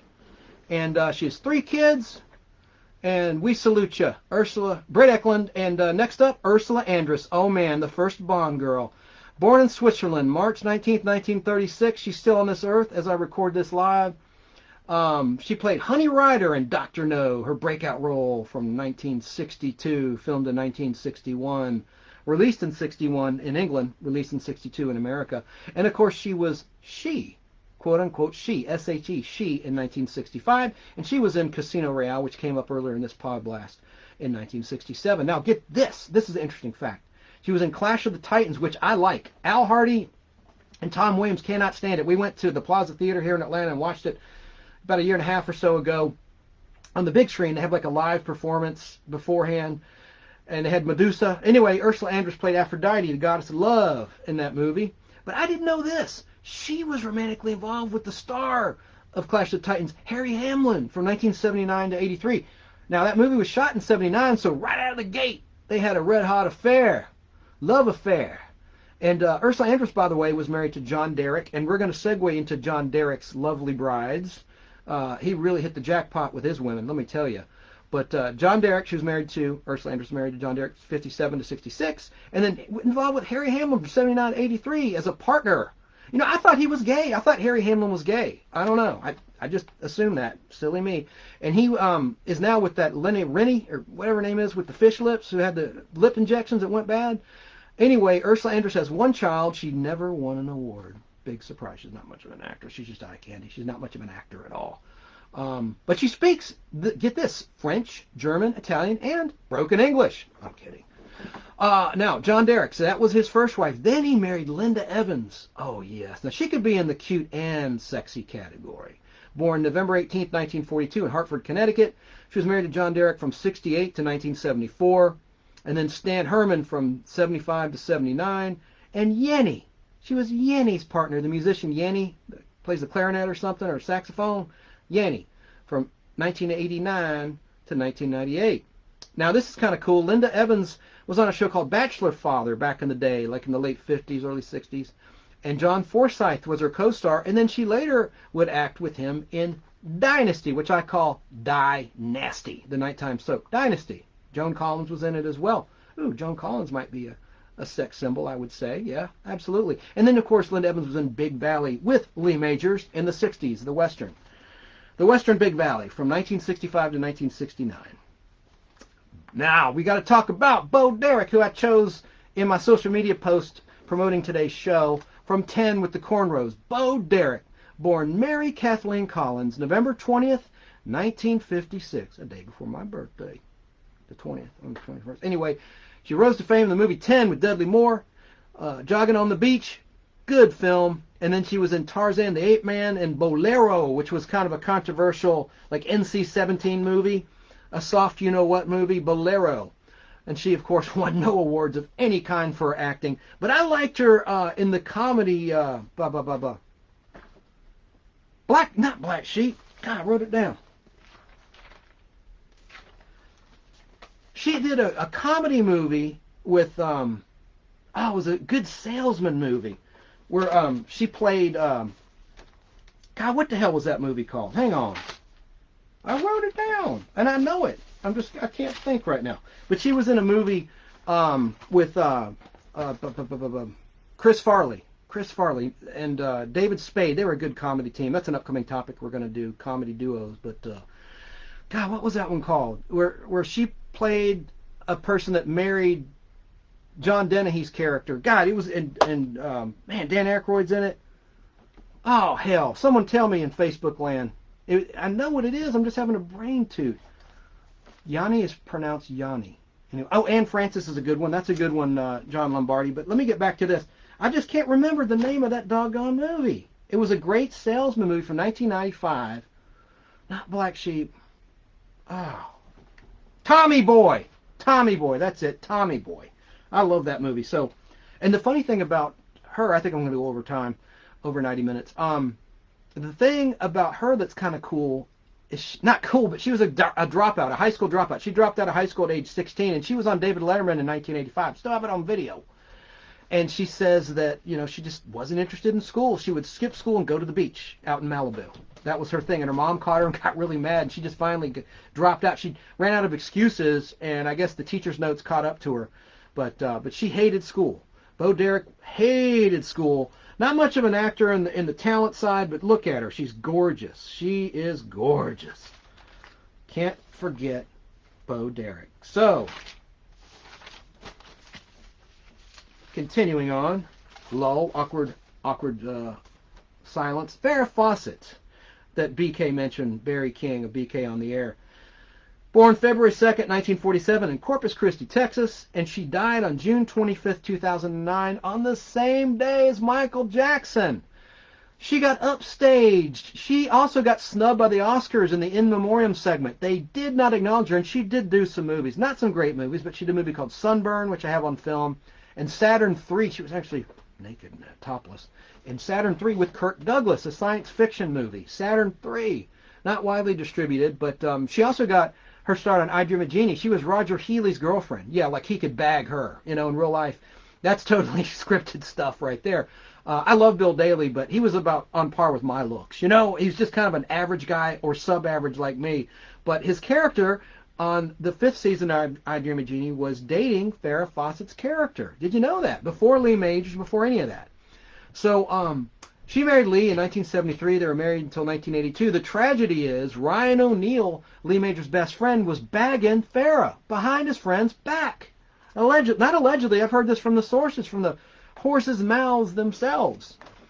But Ryan O'Neal, I guess, picked up the slack. And there's all this bad press about Lee Majors. It's such BS. Like this Mary Murphy writer, I can't stand her with TV Guide, or was with TV Guide. She always put it out there that Lee Majors wanted Farrah home for dinner, so he made her quit Charlie's Angels. No, it was over contract negotiations. That's such BS. They always trashed Lee Majors as being the reason she quit Charlie's Angels. He was tired of her never being home to cook him dinner when he got home from the set of the $6 Million Man. I don't believe it. So, as I mentioned, she was snubbed by the Oscars. Pissed me off when that happened. And seriously upstaged by the death of Michael Jackson on that very same day, June 25th, 2009. She was battling cancer for years, since I think 2006, and she was with Ryan O'Neal from 79 to 97, and then she was with a guy, Greg Lott, from 1998 to 2001, then back to Ryan O'Neal, 2009, until his death. It said video interrupted. What the hell? This thing better not go down. All right, so, John Lombardi says Dawn Wells. Oh, yes, and Farrah on my list was in Logan's Run. Great call from John Lombardi. Yes, she was in Logan's Run. And she, of course, was Jill Monroe in season 1 of Charlie's Angels. And she came back in the later seasons making a guest appearance. It was in like the deal to get her out of her contract. To get out of her contract, she had to agree to do some guest appearances, which, of course, boosted the ratings of Charlie's Angels. Another honorable mention, Roxy Roker. I'm not trying to neglect African-American women. Believe me, I'm not. All on my list. Roxy Roker. Now, this is kind of a strange one. She was the mother of Lenny Kravitz, the musician, and she was in The Jeffersons. She played Mrs. Willis. I thought she was kind of sexy with long hair. She would dance and move. I found her sexy. Call me crazy. I don't care. I thought she... Oh, another... Oh, gosh, I'm digressing here. But Farrah Fawcett, Wesley Millsap mentions a movie I liked, Man of the House with Chevy Chase in 1995. He says Farrah Fawcett, in addition to her Charlie's Angels role, was also known for a role in the movie Man of the House, as correctly stated by Wesley. So Roxy Roker, really liked her a lot. Honorable mention. And she was married to Cy Kravitz from 62 to 1985. And, of course, she was on The Jeffersons from 1975 to 1985. And then she retired from acting after that, pretty much. She was on 227 and a few other shows. But, you know, that was pretty much it after The Jeffersons for her. But, oh, and her mom was from Georgia. And she was born, by the way, in Miami, Florida. Beyonce, born Beyonce Giselle Knowles, or born Beyonce Giselle, I'm sorry, Knowles I think was her husband at one time. She was born September 4th, 1981 in Houston, Texas. Of course, she was in Destiny's Child. She sold 17 million albums in the USA and 75 million worldwide and counting. And, of course, her singles were big, big hits, some of the best in music history on the charts. Single Ladies, Put a Ring on It. Oh, one of the best-selling singles of all time, as Kanye West declared when...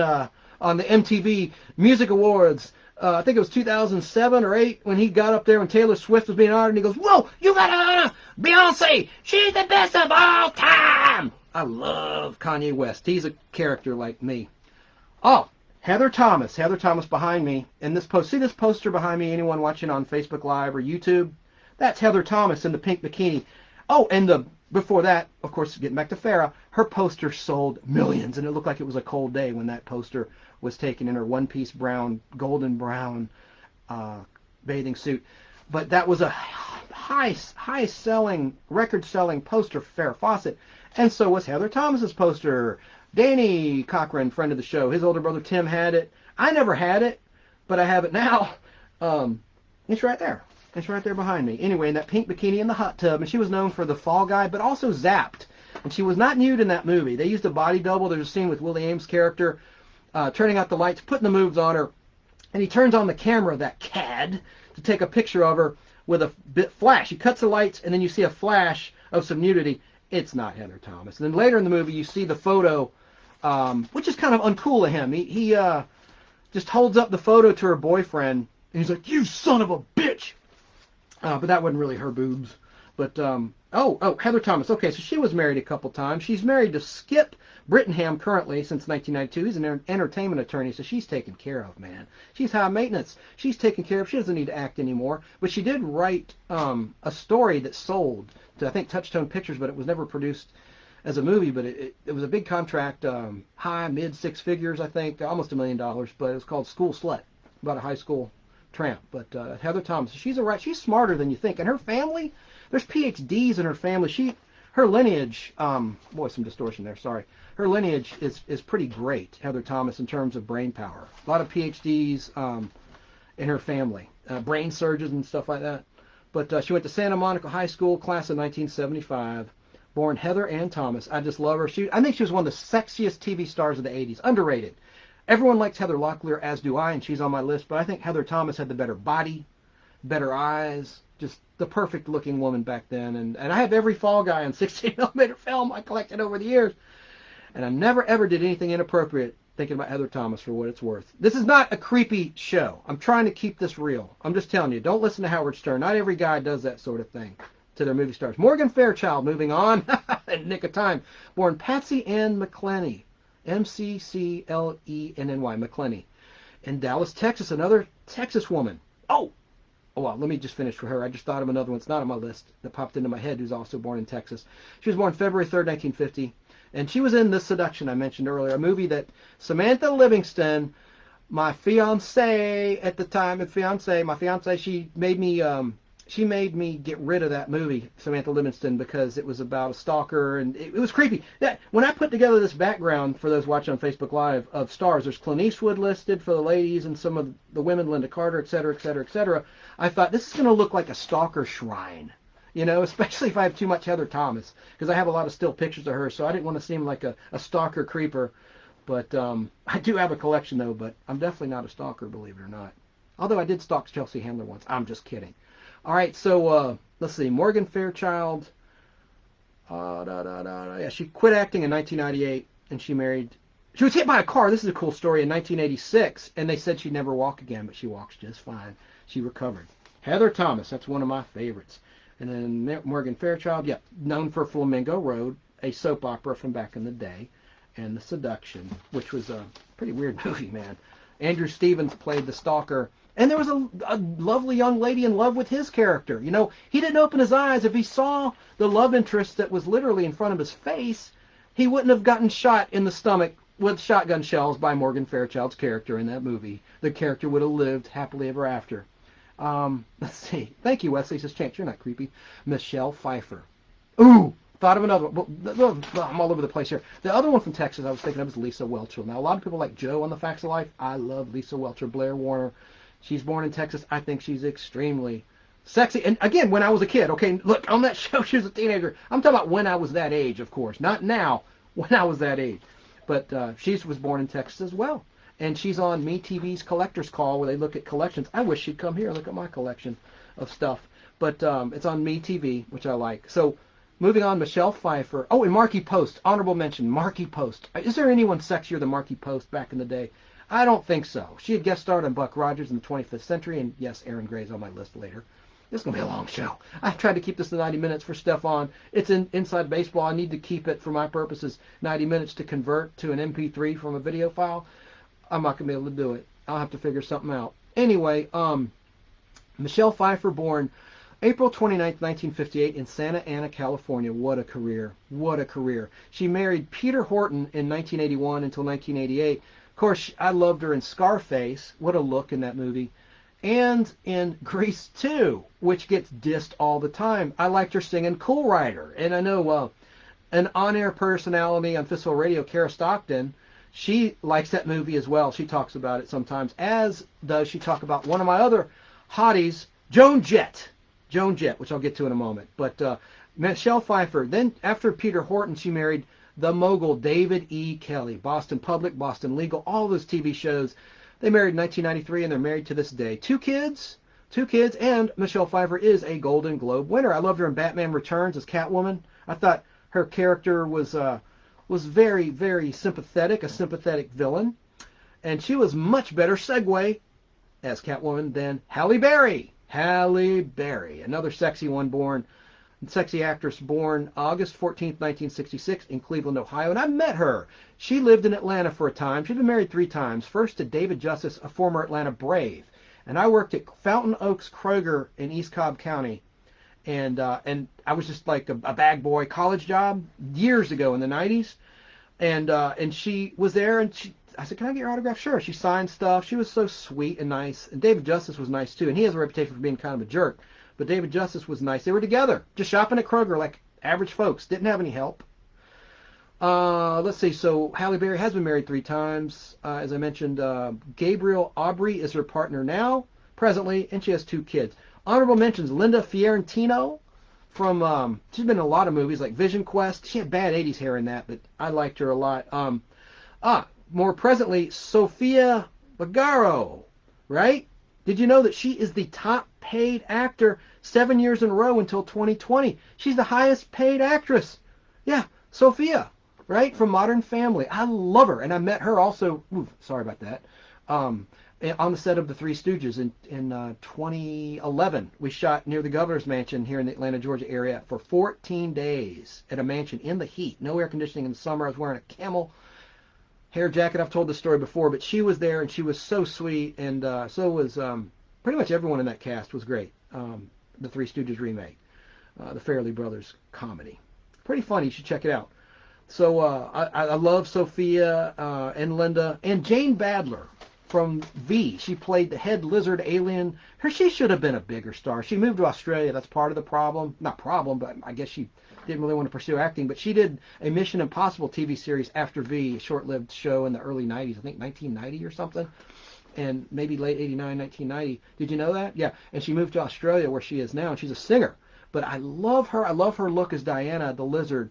I just think she's gorgeous. She was kind of like a hotter Margot Kidder in Margot Kidder's heyday. I don't know. She just had something that really turned me on about her look. Really love her. So continuing on my major list, Elizabeth Hurley. I think she's underrated. I love Elizabeth Hurley. And the tragedy, she should have been a Bond girl. Why the hell didn't a casting director cast Elizabeth Hurley as a James Bond girl when she was in her heyday?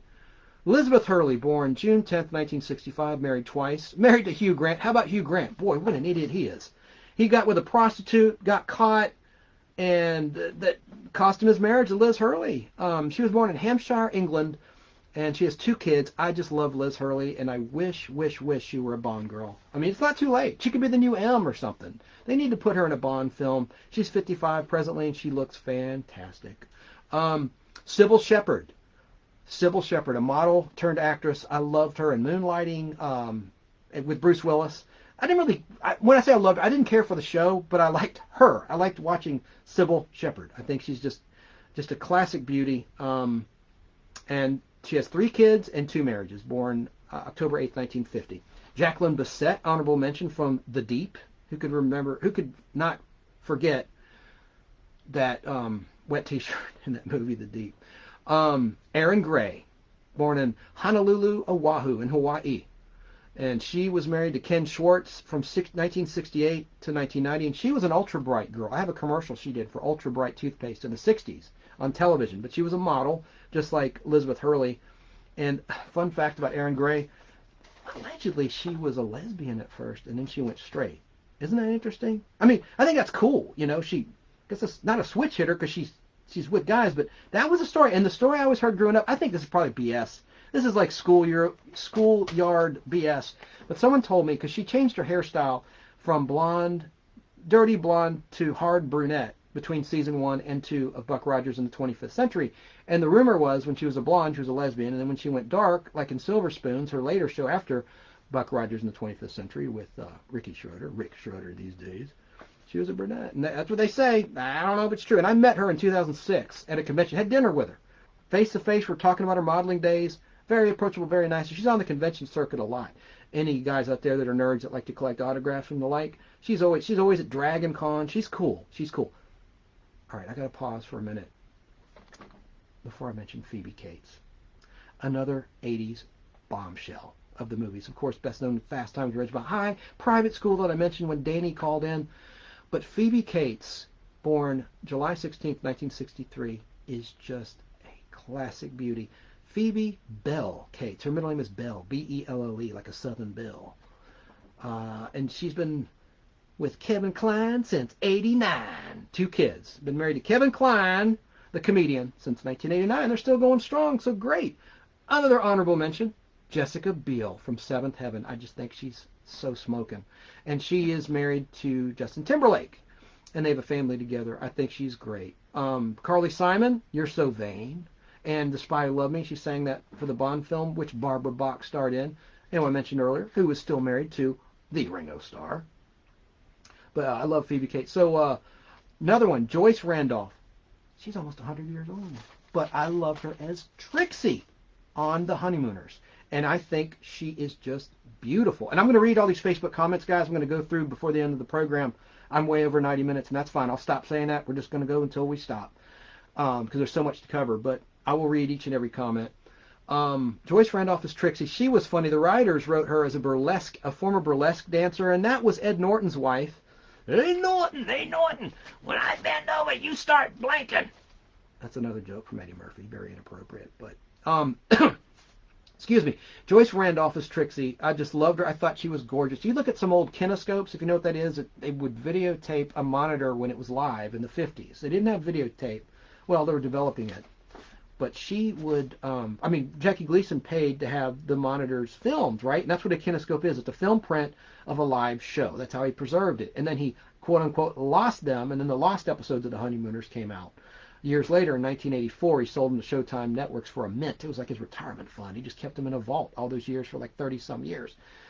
And they only had the classic 39 in syndication, 39 Honeymooners prior to that, which were recorded on film and were not live, but they were in front of a live audience. So I love Joyce Randolph, the way she looked then. She was so pretty. And it was kind of unbelievable. I guess that was part of the joke. How could this sewer worker, who doesn't have a whole lot of money, bag that woman? You know, I guess that's part of the joke. But I love Joyce Randolph, and she's the only surviving original Honeymooners cast member. Gosh, please stay alive. Stay alive. Moving on, Sigourney Weaver. I know this is Fistful of Radio on-air weekday talent. Shannon Burke's one of his. He talks about a lot. Sigourney Weaver and how he really lit his fire when he was a younger dude. But she was born in New York City, and she's been married to the same guy, Jim Simpson, since 1984. I like that. One child together. I like that. Sigourney Weaver, Aliens, and I liked her in Galaxy Quest, the comedy from the early 2000s with Tim Allen. That was funny. And she's just a hottie. What can I say? And I liked her in the Working Girl. She was the nemesis in Working Girl. Well, not really a nemesis, but she was in that with, I thought of another goodie. Don Johnson's ex from Working Girl, Melanie Griffith. She was pretty sexy for a while. I mean, when she was acting. I'm not being an ageist. I'm just saying when she was acting, yes, she was sexy. Rebecca Romijn. Oh, yeah. Born in Berkeley, California, November 6, 1972. 2 kids. She's with Jerry O'Connell since 2007. And she was with Uncle Jesse, the other Uncle Jesse. Blackie, his character on... what's that dude's name? On General Hospital. John Stamos, for goodness sake. Rebecca Romijn Stamos for a while in the X-Men movies. And she's best known, I guess, for playing Mystique in the X-Men movies, the Blue Girl, before Jennifer Lawrence took over that role. The Mystique, who could, the shapeshifter, could transform from life form to life form, kind of like Maya in the old Space 1999 season 2. But I like Rebecca Romijn. She's another model turned actor, and she always is exciting to watch on the big screen or the small screen. Got a couple corrections from last show I want to get to. We did a show, or I guess I did a show, about Mother's Day and about famous moms in TV and film, and I forgot to mention Roseanne. I guess she'd be on my good mom / bad mom list. She's kind of both, right? But I should have mentioned Roseanne, and I didn't. And I really just didn't really mention Peggy Bundy enough from Married with Children. I guess she would be a bad mom as well. So I wanted to mention that. So let's see here. Olivia Newton-John in Grease, as Danny mentioned, absolutely. Tell me about it, stud. I love that scene. She was poured into them pants, right? Into those pants. And, boy, she couldn't have liquids because she said herself in an interview it was such a task to get out of those pants. She was literally sewn in there. She could not go to the bathroom. Jacqueline Smith, Joan Jett. I got to tell Joan Jett's story and get a little serious. Good buddy of mine passed away, Larry Hutchison. I really, really liked him. He was a former next-door neighbor of mine, and he passed away from complications due to diabetes. And just a solid guy. And how this relates to Joan Jett is I remember a good memory of Larry. God bless you, Larry. Been depressed, man. Is that he attended the taping at Six Flags Over Georgia of the music video of Do You Want to Touch? The Gary Glitter remake. Okay? And that was shot at Six Flags Over Georgia. Look it up on YouTube if it's still on there. The copyright D-heads and D-bags are taking things down from YouTube, but hopefully it's still up there. But look up Do You Want to Touch, which is a remake from Gary Glitter, as was her remake of Clemson and Clover. She did a lot of remakes. And I like, of course, I Love Rock and Roll, but she's just a sexy. She still looks great. She's still performing. I've seen her in concert several times. I just love her. I saw her at Music Midtown and some recent concerts up in Alpharetta, Georgia. But she's still rocking and rolling. She's a badass chick, okay? In shape. I hate people say okay, and I just did it.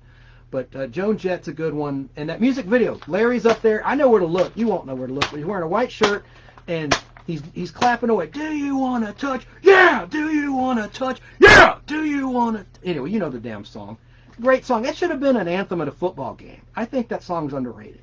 That should be up there with We Will Rock You and Queen. I think that is just a kick-ass song that gets the crowd riled up. Do you want to touch, Joan Jett? Diana Rigg. She passed away recently, about a year ago or so, and she was a British star, of course, on The Avengers with Patrick Macnee, not the comic book The Avengers, but the British, my foot's falling asleep, television program. As was Honor Blackman, another sexy British star who played Pussy Galore, I always get tickled when I say that, in Goldfinger, the third James Bond movie.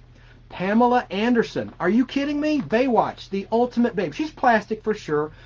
She came down from Canada and just really hit it big as the first Tool Time girl on Home Improvement with Tim Allen.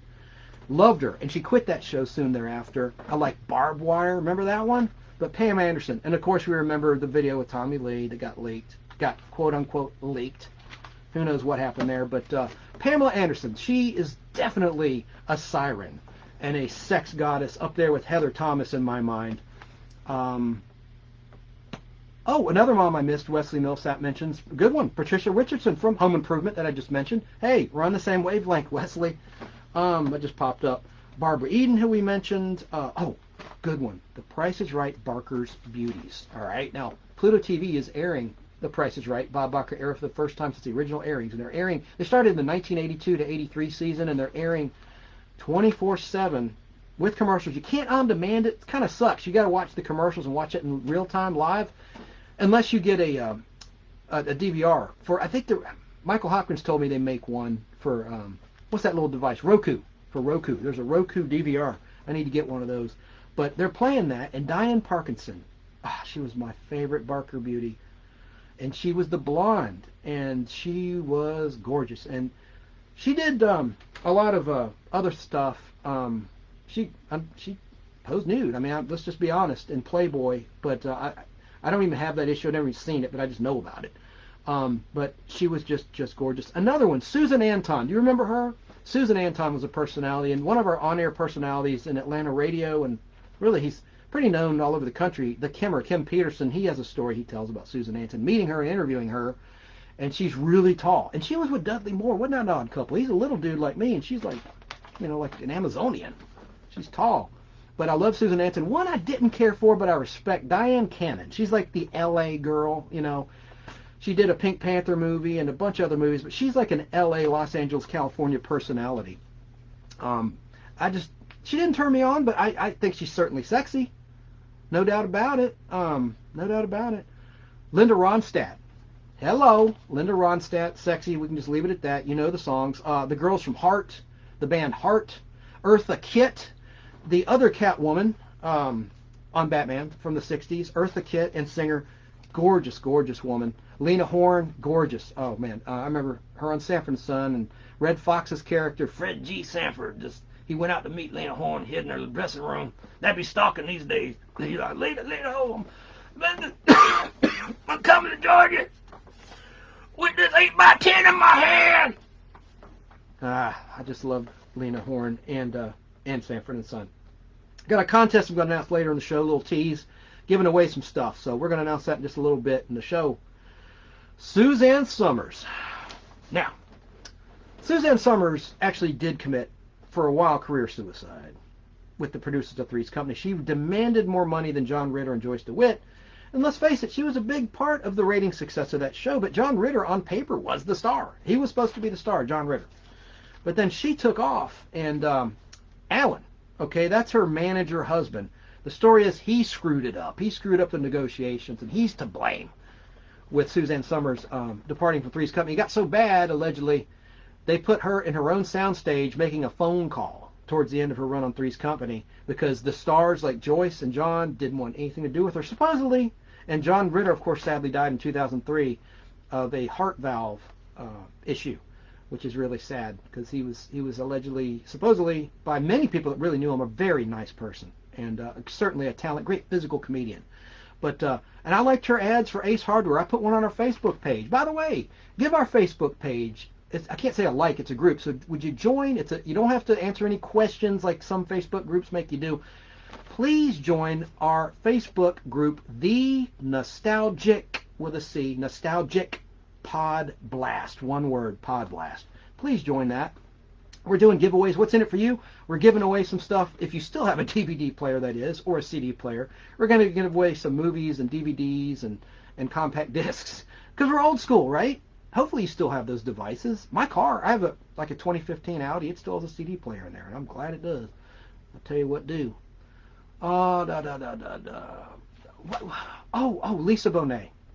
Gorgeous, gorgeous, gorgeous. She was so pretty on the Cosby Show, and she was married to Lenny Kravitz for a while, and she was the daughter-in-law of Roxy Roker, one of my top sexy actresses on TV.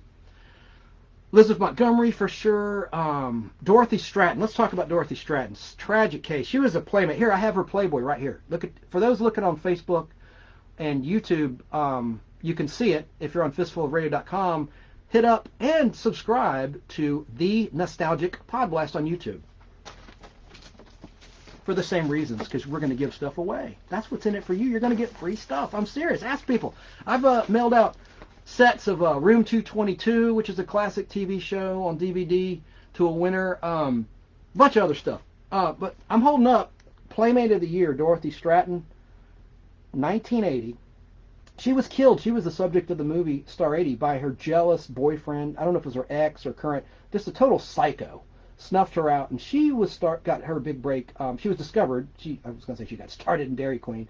She was discovered working in Dairy Queen. Dorothy Stratton, and she appeared in Buck Rogers in the 25th Century in an episode of season 1 of that program, acting. And she wasn't much of an actor, like Bo Derek. She was eye candy, right? Ratings draw. That's what she was. But she wasn't much of an actor. So that's her collectible Playboy Playmate of the Year issue, Dorothy Stratton, rest in peace. Left this earth way too young.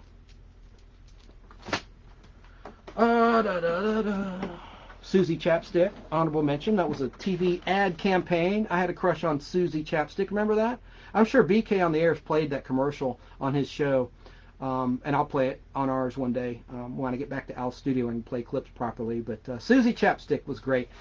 Got another one in the sports world. This is a whole team of women. The Dallas Cowboys cheerleaders. Hello. I mean, that's a touchdown right there. The Dallas Cowboys cheerleaders, for years, they've had a reputation to uphold of having the finest women. The finest women. Rick Clark says, did she get roofied? I don't know who you're talking about. I thought he said, did he get roofied? I thought he was talking about me. No, he said, did she get roofied? Anyway, Dallas Cowboys cheerleaders, they had the best cheerleaders in the whole country in the NFL. And they have maintained that reputation. Nothing against the Falcons in Atlanta, the Atlanta Falcons cheerleaders. Well, actually there is something against them. They're not as hot. They're not as hot as the Dallas Cowboys cheerleaders, okay? I know I sound like a sexist pig, and I don't care. I think the Dallas Cowboys cheerleaders are great. They're great. The Landers sisters. Audrey Landers, who was on Dallas for a while. Let me tone it back. I'm getting a little hyper. And Judy Landers, who was on BJ and the Bear Season 3 as Stax, the truck driver. She's well endowed, so the writers, aren't they clever? They named her character Stax. But the Lander sisters, they were classy. They wouldn't do nude stuff. Good for them. They were in Playboy just on the cover together. But Audrey Landers was a strawberry blonde, kind of a ginger. And then Judy was the blonde. And she did the game show circuit for a while, appearing on Match Game and shows like that. Yeah, good stuff.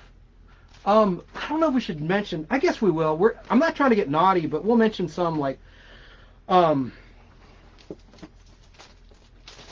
visual aid. But I'll mention Vanessa Williams, Playmate of the Year. I'm sorry. Oh God, I'm all screwed up.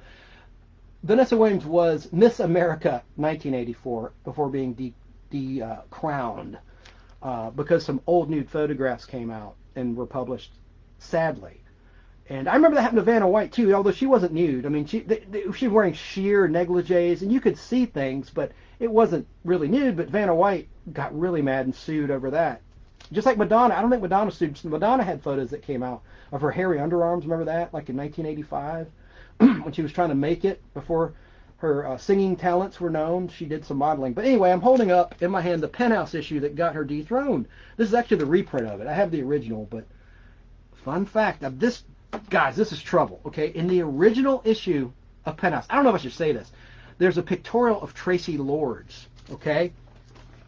And she's on my list. But I'm not into that dirty stuff, really. But it must be known, we're a historical show. This is an educational program. It's a fact that Tracy Lords lied about her age and did adult photography and adult movies, which are now illegal. So if you find the original Penthouse, most of the time the pictorial Tracy Lords is removed. She was 15 at the time. It's not activity. It's solo stuff, but she's fully nude, and that's illegal. So you won't find that copy. That's the interesting factoid about that Penthouse issue. It's the issue that led to Vanessa Williams being dethroned and had the Tracy Lords photo shoot in there. So it's highly collectible, and it's trouble. Kim Basinger. She was Georgia's own for a while. She didn't she own Brazelton, Georgia?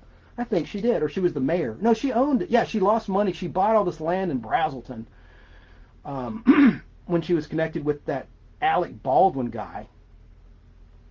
Alec Baldwin.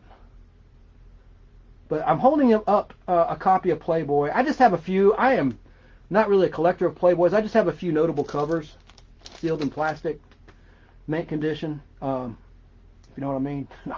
But that's Kim Basinger, and of course I loved her in Batman, the first Batman movie that Tim Burton directed. I thought she was fantastic in that film, and she was in a James Bond movie, the last one that Sean Connery did, Never Say Never Again, and that was a Warner Brothers movie, not a Broccoli movie produced by the Broccoli team, which Broccoli, not the food, but the producers. They did all the original Bond movies, like Harry Saltzman and Broccoli. Cubby Broccoli's his nickname. But in 1983, there were 2 Bond movies, Octopussy, the name of the movie, and Never Say Never Again. And Kim Basinger, that was her first big break in acting. She had actually a pretty good role in that film, with Sean Connery returning as James Bond 007. And they went head-to-head at the box office. MGM's Octopussy, and then Warner Brothers distributed Never Say Never Again. And they couldn't use the Bond theme, so the music, it's all like a bass kind of theme, a nondescript musical piece. It's not the James Bond theme because they couldn't get the rights to the music. Nastassja Kinski, Cat People, the remake of Cat People. Do you remember her? She had a sultry look, very, very sexy. That movie freaked me out. Cat People, where this guy's arm is ripped off when he gets close to the cage with the panther in it, and the panther just rips his arm clean off. That gave me nightmares for about a year. Oh, I'm going to post this on our Facebook page. On the back, there's a Ghetto Blaster ad. I'm sorry, that's what it was called then, of a Panasonic. I'm holding up for the camera. Bad radio. May 1983 Playboy with Nastassja Kinski on the cover, and on the back there's an ad. What do you call it? A boombox. Thank you. I'm sorry. A boombox. Forgive me, guys. I'm not trying to be rude with that Ghetto Blaster, but that's just why we called them back then. That's when there was breakdancing, electric tube, boogaloo, and all that jazz. I lived this. I'm old. But there's Natasha Kinski. Just for the camera, Barbara Bach, who I mentioned earlier, Ringo Starr's wife, holding up an issue of Playboy where she's on the cover. There you go.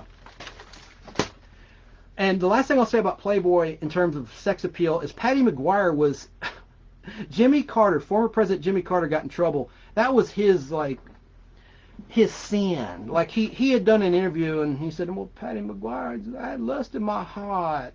I had lust in my heart, he says, over Patty McGuire, who was Jimmy Connor, the tennis star's wife. Patty McGuire, and she was Playmate of the Year, I think 1976 or something. And anyway, there you have it. So, I got another one. This is kind of obscure. Catherine Schell. She was Maya in Space 1999. I know probably 3% of anyone listening knows who that is, but she could transform her character into different life forms on that show, and I thought she was very, very attractive. Catherine Schell, and I have several autographs. I met her in person in New York City, Labor Day weekend 2000, about a year before 9/11. And she was there. She flew all the way from France, where she lives. And she was a Bond girl. She was in On Her Majesty's Secret Service. She was one of Blofeld's women in that. And she was in Return of the Pink Panther and other acting roles. And she's in a recent production, too. She's acting over in England. I think she was in Downton Abbey or something. I know Barry King knows. BK on the Air. He talked about it on his show. I forget. But she's in something recent. And she just finished shooting that during COVID.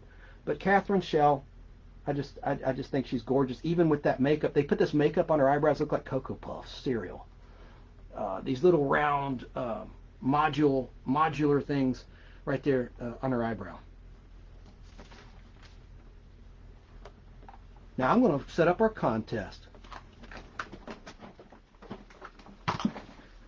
Bear with me. I think I'll read some Facebook comments first, and then we'll get to the contest. Lol, lol, lol. It's hard doing this alone. But Al had to stain his deck. Okay, let's get caught up here. All right, Wesley Millsap says Roku calls it Roku Ultra Player. That's the one with the DVR. My parents have 2 of them. I use the Roku streaming stick. Okay, cool. Good info, and I'm going to look into it, Wesley. Thank you. Carolyn Monroe. That's a good honorable mention of a sexy star. She was in a minor role in The Spy Who Loved Me as well with Barbara Bach. She was with the underwater car. Remember? Not in it. That was Barbara Bach, but she's in a scene with the underwater Lotus. God bless America. I'm getting really mad here. Eva Green. Let's just read through some comments here. Yeah, Sophia, I mentioned her. Sylvia Crystal, she did some R-rated adult movies. Susan Lucci, Michael Hopkins says. That's a good one. She finally won that Emmy Award. And let's see. I'm going to play some music while I read the Facebook comments. Or not.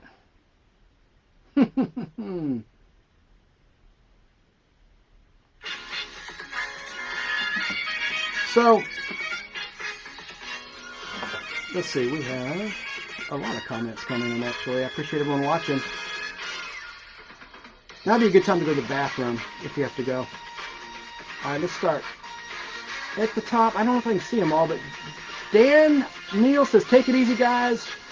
Have a great show. Keep up the great work. Keep up the great work, Chance. Well, thank you. I'm trying. Wesley says Priscilla Presley as Jane Spencer. I mentioned that earlier. Let's see. Becky Smith. Oh, dang it.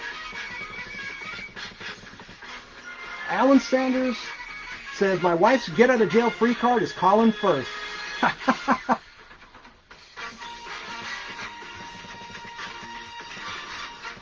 All right. You can give us a call, by the way, at 770-438-1050. Let's see here what we got in the comment section. Listen to that Price is Right background music. Al, I need you, buddy.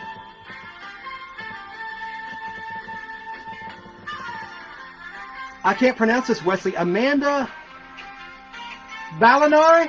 Balinis? Amanda Balionis, sports interviewer and sideline reporter at CBS Sports and CBS Golf. Yep. She's attractive, no doubt. I know you're talking about, I just can't pronounce her name. And you mentioned Aaron Andrews. Disagree there. That's okay. Life would be boring if everyone thought the same way, you know? Jane Seymour has always been a girl crush to me. I think I mentioned that. Becky Ross Smith. Claudia Jennings. Good call, John Lombardi. Claudia Jennings.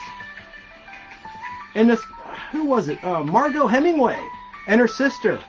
Margot Hemingway and Mariel Hemingway. Honorable mentions there from back in the day.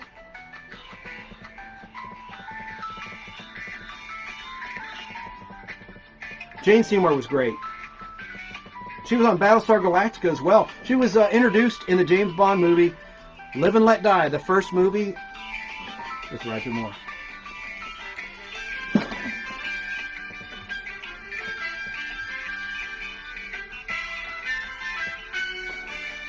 Yes, this has been reported. I don't know if this will mean anything. It's not really pop culture related, but and speaking of Athens, Georgia, the Varsity Athens location will be closing its doors. Yes, I'm sad about that.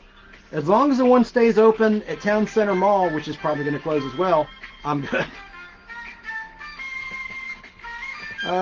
So the Varsity, just so you know, anyone out there not in the Atlanta, Georgia area, it's like a 1950s style hamburger stand. It's the Varsity, you know. It's like, it's comfort food. It's grease, but it's comfort food, you know. Onion rings, French fries. Not as good as out in California. I'm all mixed up today. Not the Outback. There's a place in California. It'll come to me. I'll think of it in a second. I'm doing too much at once. Yeah, and there's one in Dawsonville too, right, Wesley? There's a Varsity in Dawsonville, where Dawsonville Pawn is. Let's see. Yes, someone confirmed. Our friend James Tim Walker, who is an animator with Warner Brothers, who'll be a guest next week on the Nostalgic Podblast, he mentioned that Kathleen Turner did the voice of Jessica Rabbit. Thank you, Mr. Walker, and I can't wait to interview you next week. He's got a great story to tell. And he also commented, again, turn this down, it's kind of loud, isn't it? My favorite sex symbol from the Hollywood movies.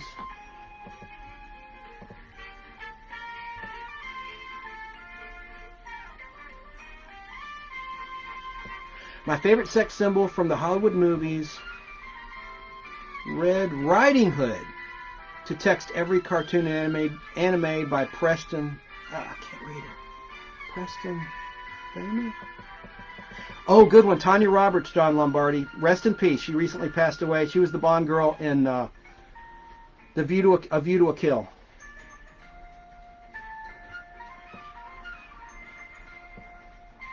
Oh. Tex Avery. Yes, Tex Avery was the animator who drew Droopy, one of my favorites at MGM, and some Tom and Jerry. But Red Hot Riding Hood by Tex Avery, animated by the great Preston Blair. Yes, sir, Mr. Walker. Tim Walker, author and animator. Wesley says again, Tanya Roberts known for her roles on both Charlie's Angels and That 70s Show. Correct. What about Tawny Katane? Yes, she passed away. Tanya had been talked about so much from the host during the weekday on Fistful of Radio and all over radio and entertainment news that I didn't want to mention her, but we just did. Why not? Tawny Katane, absolutely. Absolutely. And what about the other one? Who was the one? Jessica Hahn, I think, yeah, who was with the guy who died in the car wreck, the comedian. Say it! God, Sam Kinison. Remember her? She was kind of a tramp, but I remember her too. She was Sally Field, goes in the cute category. John Lombardi,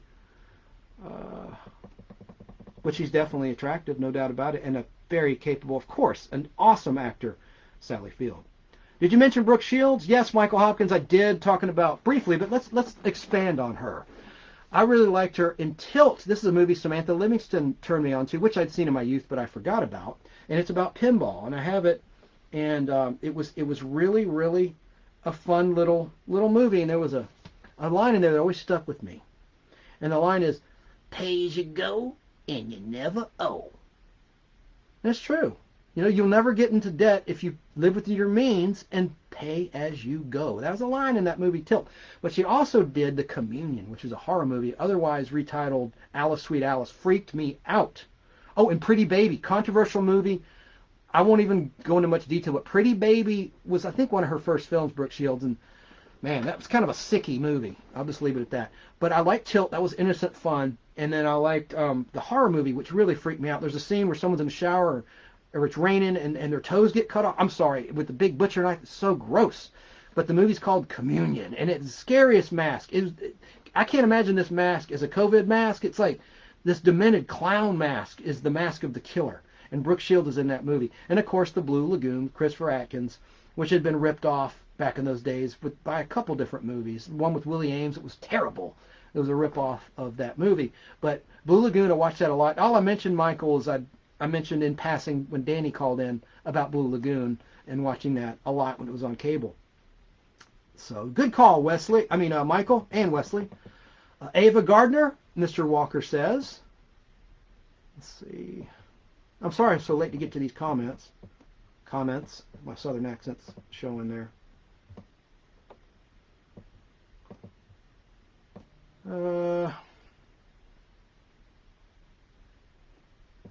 Yep, I know Wesley. Carly Simon sang The Spy Loved Me. That's correct. So good. Yeah, I think we're all caught up. Now I'm about ready to announce our contest. Let's see. Oh, Rick Clark is talking about Lena Horne, about the roofied. The roofied comment. But yes, Vanessa Williams is a fantastic singer. Right? Everyone knows that. I saved the best for last. What a song. I love her voice, and she's so beautiful. I think she's probably mix of white and black. I don't know, but she's very beautiful. Just like from Cosby Show, Lisa Bonet. I think mixed kids are some of the most beautiful kids of all, actually. Let's see here. We got a contest to announce. So let's announce it. Let's see what you can win. Win.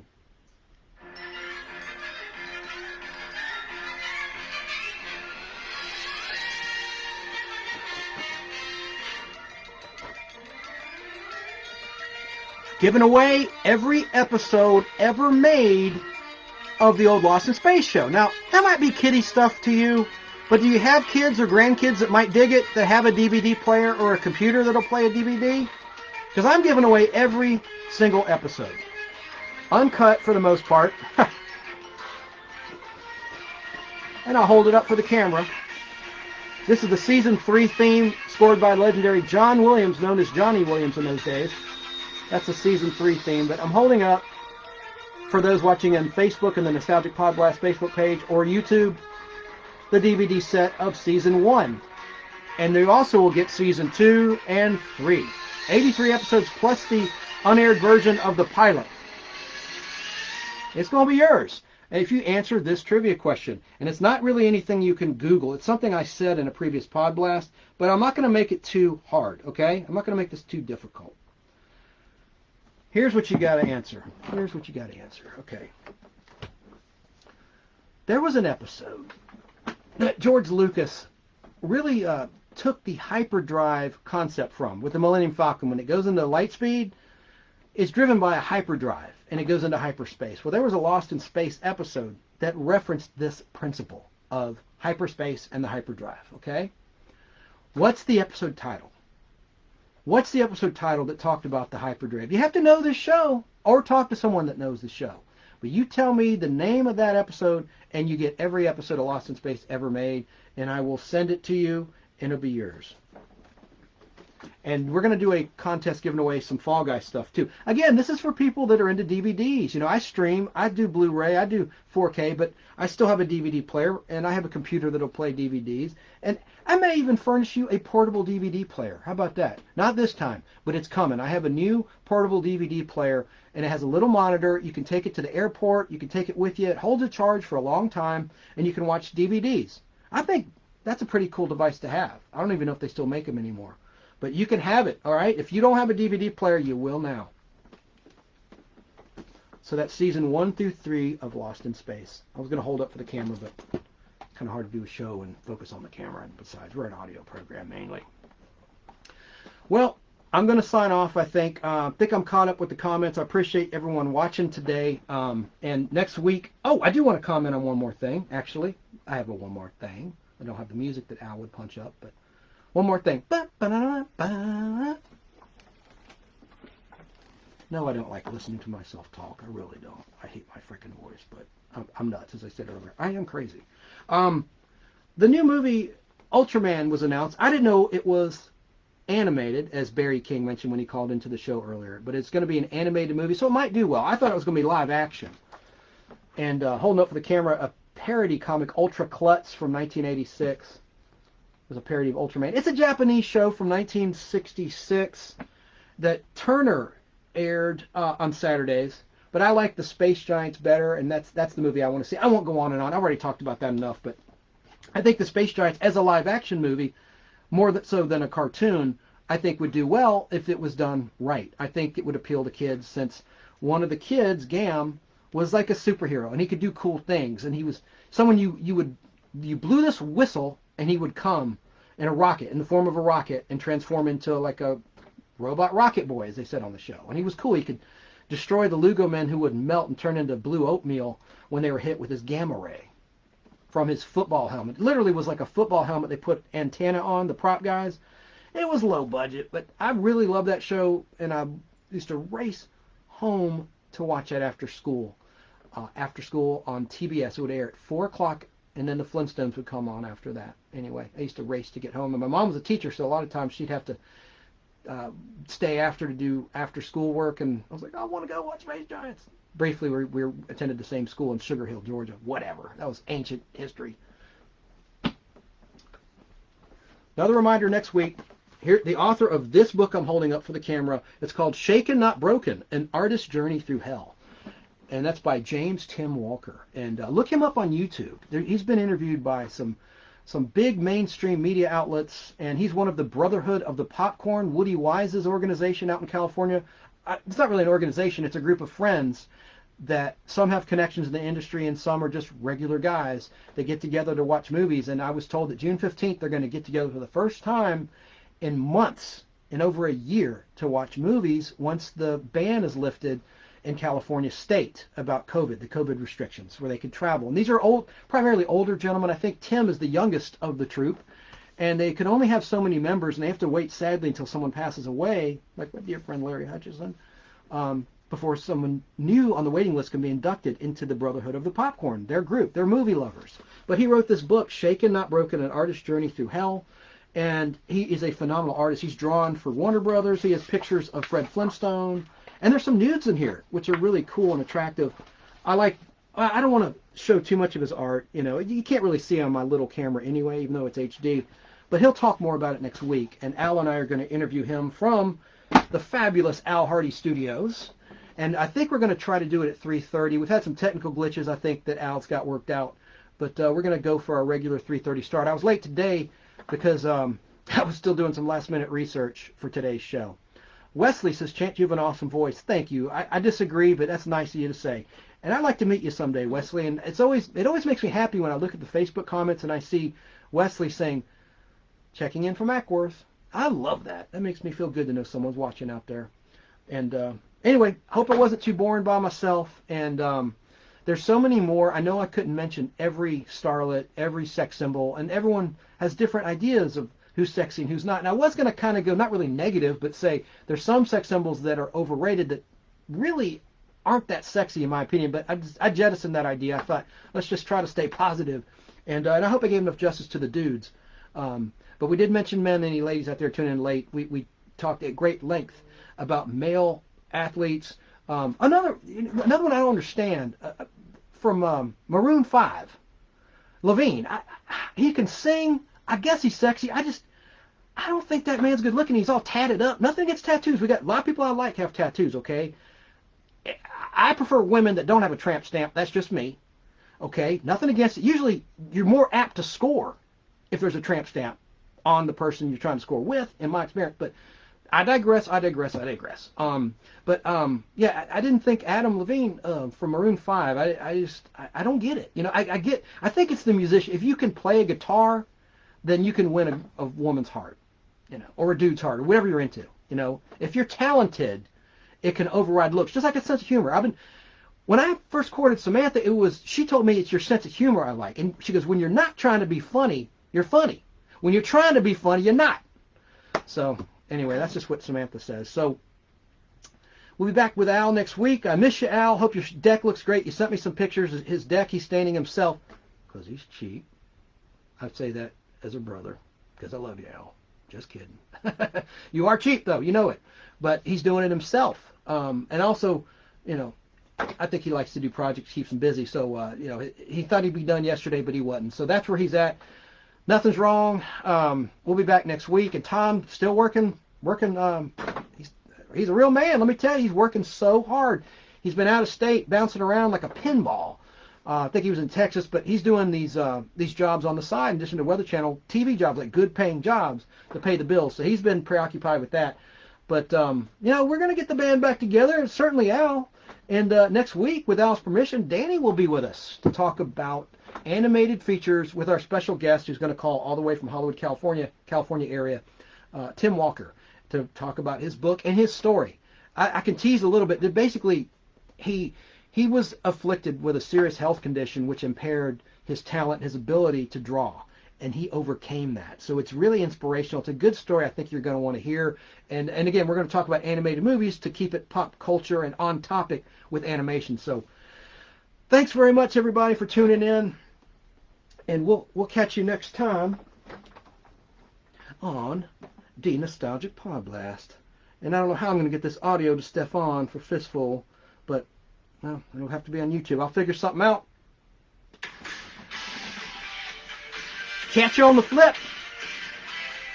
Stay out of trouble. Stay safe out there. Have a great week. We appreciate your support.